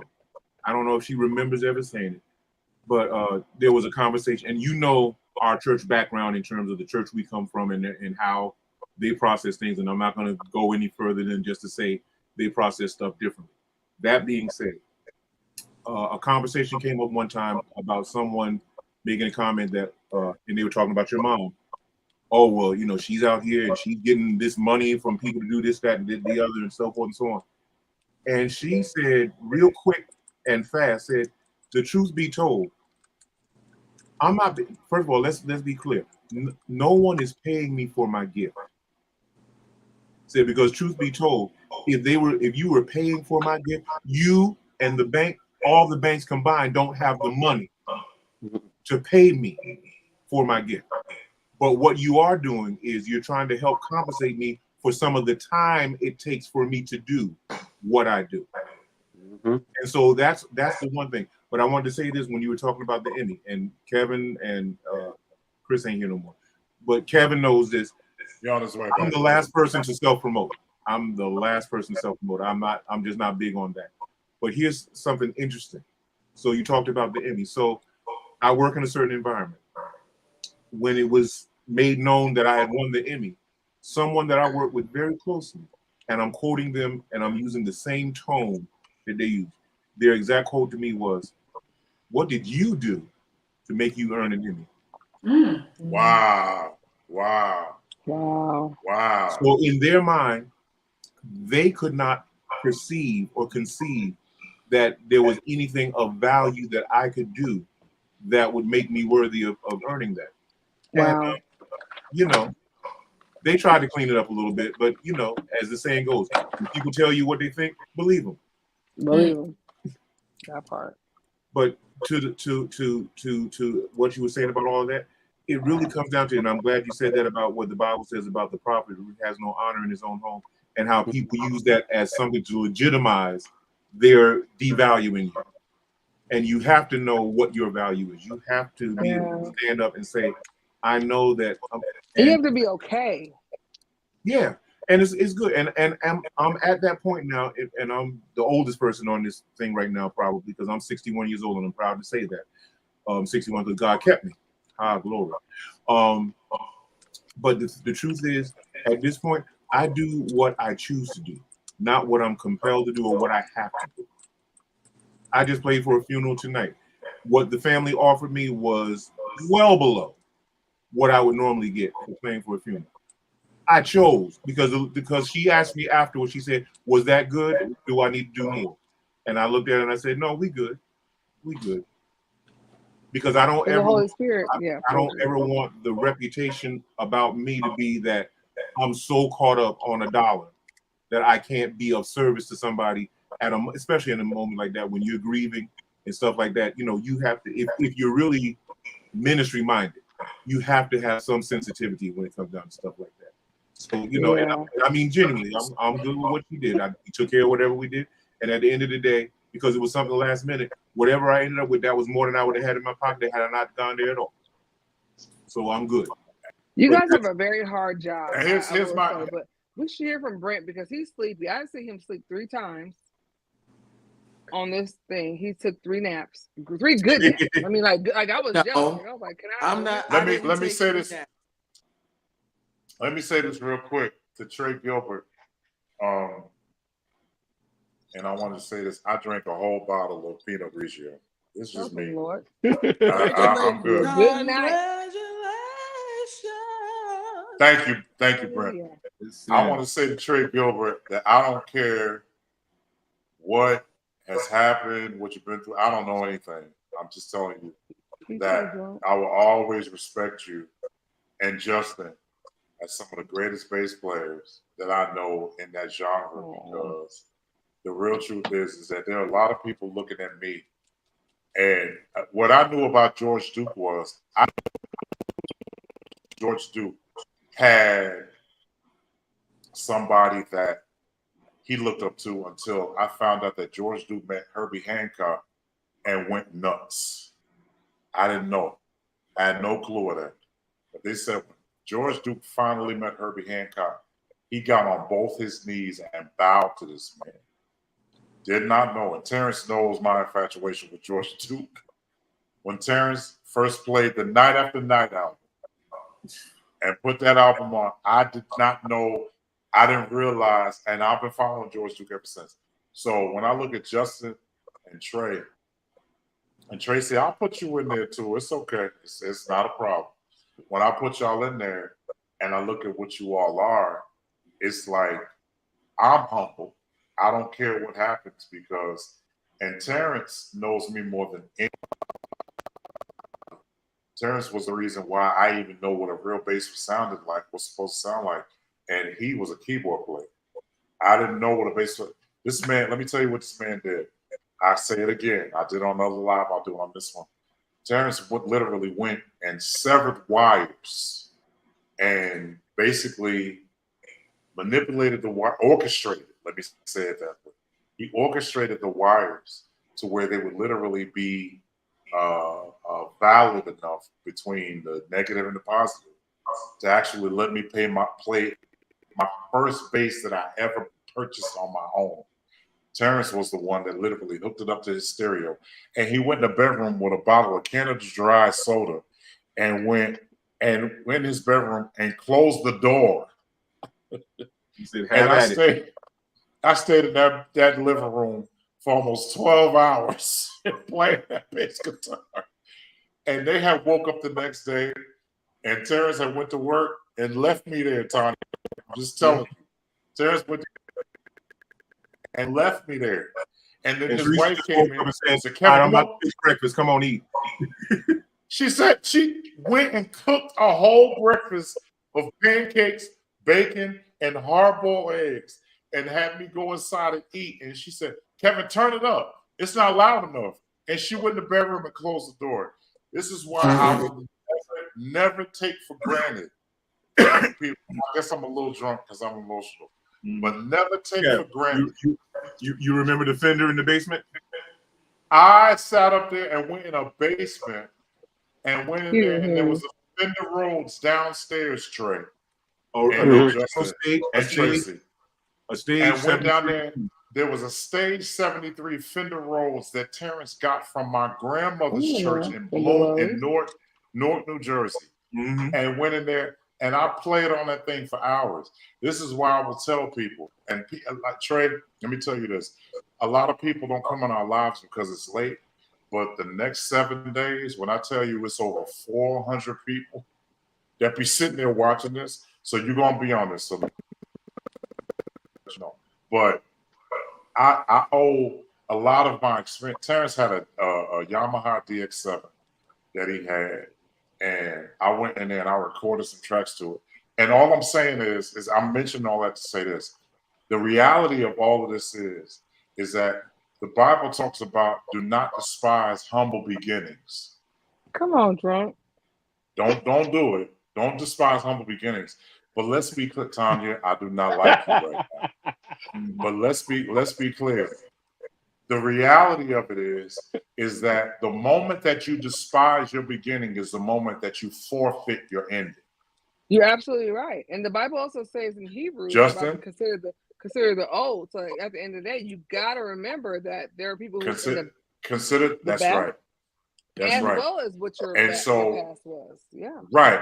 And when we're talking about all this, can I just go ahead. You talked about that and it just brought something back to my mind. Now, Kevin, you know where my house is located at in our city. You know, it's the same house. Not the new house. No. The one I'm in right now. I lived in the same house since I was 3 years old, and I'm 61 years old. Okay. Anyway, the point is this: you know where Bible Way used to be. You know exactly where that was. On Governor Street. That's right. Now know you may or may not remember or realize this, but when I was just starting to play, I never had a piano or the keyboards had not really come. Absolutely. That's right. I never had a piano, never had an organ.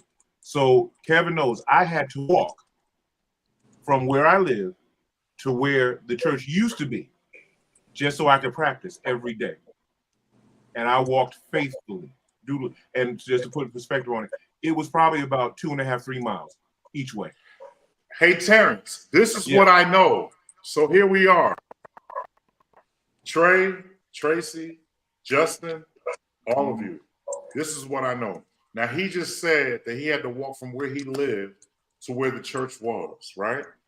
Which was literally in our town, it was across town, right? All right. There are people that we're playing with now that don't know that story.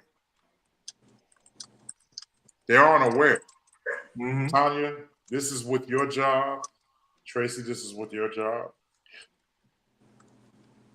When you go to work, there are people who don't really know your story. Yeah, that's so the they part. they only treat you on what they see at your job from the time that you started up until tonight That they before you met you. left work. Exactly. That they met you. So what has to happen is when I met him. Here's the reality. The reality is that a lot of people are not sure how to treat you based on their knowledge of you. Yeah. And this is for me too, is that they don't mean to personally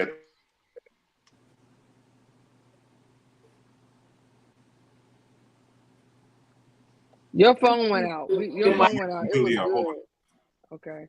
Your phone went out, Kevin. Hey, was it Your Tracy or face was it looked good. Tanya that had the situation with the $5? That was me. That was Tracy. I ain't got nothing with $5. Hey, so that was Tanya? Tracy. Oh, that's Tracy. Oh, okay. We can't hear you, Kev. We can't hear you, Kev. I wanted to tell you something. I had a friend named Mark Harris out of he's from Indiana, excuse me. But he told me this story about value many years ago. We was working with Still can't hear you, Kev. Huh? I mean, sorry. Kevin's going in. I was telling Kevin we couldn't hear you. Yeah, I'm sending him a text. I'm like, we can't hear nothing you saying. I'm too high for this. Okay, I'm sorry. I'm You sorry, over but here I want to tell you because he was teaching me a lesson on value because I think I was playing with like Kelly Price's 112 and Silk and all them at the time. And he had told me about this church he had played with in Nashville. And they had gave him this check for like, I don't know, maybe like $200. And his that wasn't what he charged as an organist for this, Write it on a jazz. sticky note, Kevin. He's a big dude. Like to me, he was like one of my mentors that really walked me through. Right. Mark Harris. That's right. Mark Harris. That's right. Yeah. Yes, sir. So he introduced me Yes, to Tommy sir. Sims, CC1, like Micah McDonald's, all this kind of stuff. Like that's one of my Yes, sir. Like I give him. Hey Trey, Mark Harris is my son's godfather. Oh, there it is. Okay, so that you know how close Mark Harris is to me. Yes, sir. Yes, sir. So he was organist like crazy. Long story short, they gave him this bread. So what he ended up doing was he turned around and he said gave the money back to them, and then wrote a check to them for $500. Woo! At the time, he says the reason he did that, they were like, "Why would you do that?" He says, "Before I'll let you insult me, I'll sow it into your ministry." Wow. Now, how many of y'all would do that? That's the question. Right. But that was like a huge lesson to me. Like, he's like, before I let you insult me, I'll sow into your ministry. And at some point, when you're able to afford me, I will have contributed to that thing because I want you to be successful. And that went so far. That went so far with me because I had to learn at that point to say no to people. Oh, God. And to do things on basically my terms. There's another thing I wanted to tell you about church. I do a lot of traveling. One thing I do at the church that I'm at, my church, I've been there 14 years, something like that, and maybe even 15 years. And I don't get paid what I'm worth. Yeah. And nor do I actually talk about raises and things with them. They have given me raises in my absence on tour and all this kind of stuff. But what's more valuable to me is my freedom. I like it, friend. And I hope that makes sense to you because I'd like to be able to go and do, my Bobby Browns and Eric Benets and Rashawn Pattersons. And I like to go and do that, which I know for a fact. Here's the number. My smooth jazz, whatever I'm doing, I'm going to make that bag over there. Now I have my church home. Mm-hmm. And the 1st to the 15th when I'm there, that thing be in there. It's been that way for 14 years. And like I said. So they got you on retention, is that right? No retainers, none of that. Just literally when I'm gone, I do not get paid. But when I'm there, I get paid. You come back. Okay, that's good. That's good. Or retention before status. I like it. Okay. I just want to be free to be like I'm gone. Right. I like it. So that's the sacrifice. What's my new best friend cousin's name? What's your name? Trey. That's Trey. I'm gonna remember because I'm not tipsy like Kevin, but I'm tipped. Anyways, Trey, like I feel like I'm gonna let we gotta let Brent talk because he's been sleepy and also here at the same time. No, let Brent talk. I actually got to go myself because I ain't on but 2%. Okay, you have I'm a huge fan of all that money you making. Likewise, who is that talking there? Me, I'm a huge fan of yours. Like I was watching you back in the day, Fred's and the video. When I had the locks. Yes. Yeah. Like, I'm a huge fan. You a beast. Yeah. Before you go, I want to say, God Trey, Almighty. I don't know if you remember when we met. You came we to both huge fans. Yeah. Oh man, that's so nuts. That was the first. That's the only time I think that we've ever met face to face. But I remember you as being a solid guy at the time, and it seemed like that's carried on throughout your life, sir. Man, listen, I tell you what makes people solid, having solid people around you and that hold you accountable to being a cool cat. Real talk. And like all of my friends are solid. All of my mentors, Terry Lewis and Mark Harris's and Kelvin Broughton's and Rick Carter's and Goucher's. Yes, these cats, you can't not be an asshole and not with with these cats around. It just does not match. Because I've seen it.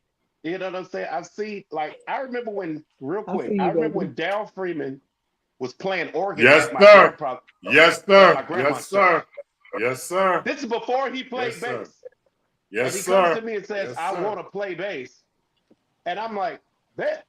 2 years later, after shedding, he came out with a 7-string Conklin, ripping people apart.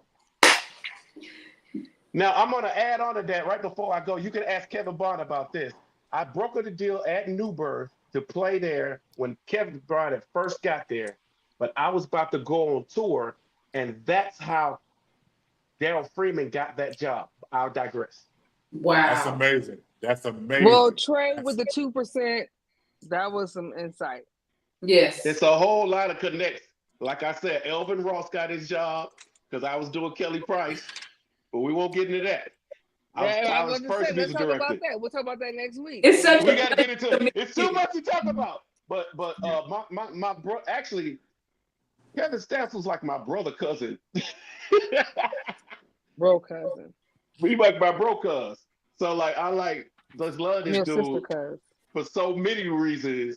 But I'm glad we can connect on here, all y'all. Let's do this again before my phone goes out. All right. Same time with a better battery. Hey Trey, get this. I'm gonna be in Atlanta next week. I'm in Atlanta next week. And so I will be there. Okay. Yeah, I'll be there next week. Brent. I'll let you know. Trey, go ahead and go off. I'm gonna let these people stay on here because we get ready to get off in a minute. But Trey, thank you for being on here, man. Brent, thank you for being on here, bro. We all appreciate it. Pleasure. Oh my God. We all appreciate it. Brent, appreciate it. Thank you. Peace, y'all. Brent. All right, man. Brent, let me tell you something. Brent, let me tell you something. Brent, let me say something to you.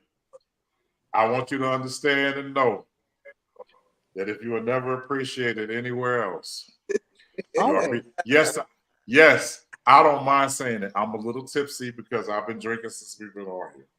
But I want you to understand something. I want you to understand something. The respect, Tracy, Where are you? You right there. I'm I still love giving you, you that Tracy. focus. He's my best It's friend on here, and so is Tracy. Brent. It's my eyes that gotta focus, not you.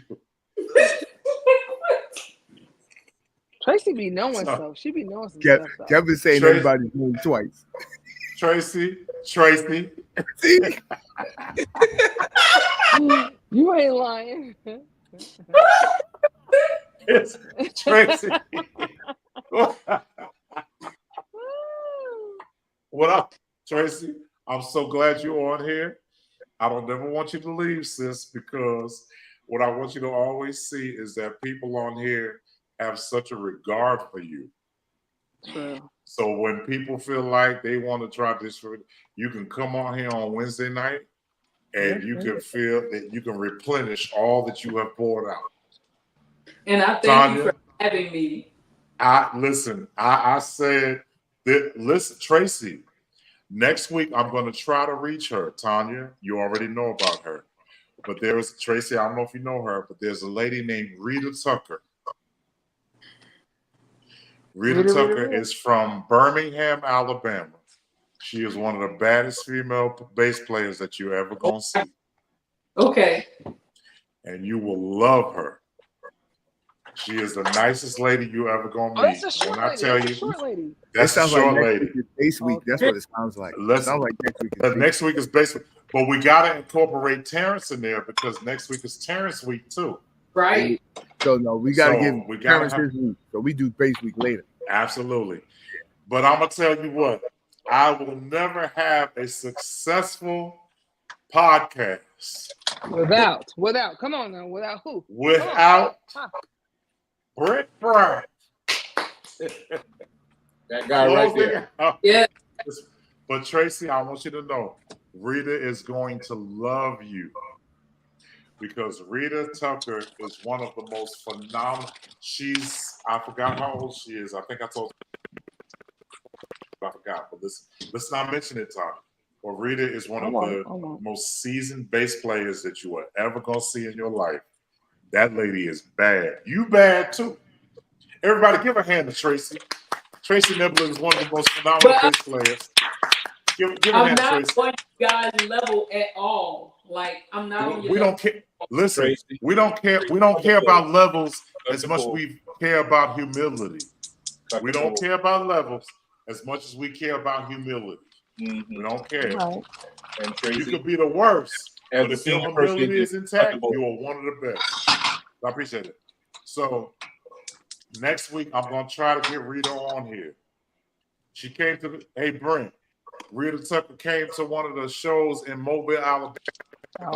The promoter thought he was going to get 10,000 people. He had 67,000 people. And that man was running around that campsite with like a chicken without a head because he didn't know how to deal with all the people. But not a person was twerking the way that my friend, I won't say his name at all, but I will say Harriet Winslow was twerking. I'll put that out there for the people in the back.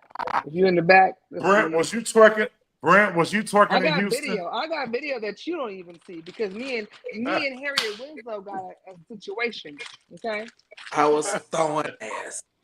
I was like, what? I was like, what? Tracy, wait, what? Don't you listen to that, Tracy? Don't listen to that. No, you should listen to to a whole bottle of Pinot Grigio, and I feel phenomenal. It was just a good time in Houston. It was a really good time. It really was. This is what I wanted to say. So, go and wrap Here we go. Let's close it out. Here we go. Terrence, get your bottle ready. Here we go. This is what I wanted to say. You can't go to a bar. And I had to write down a few notes because as y'all were talking, just so many different things were coming to me in this inebriated state.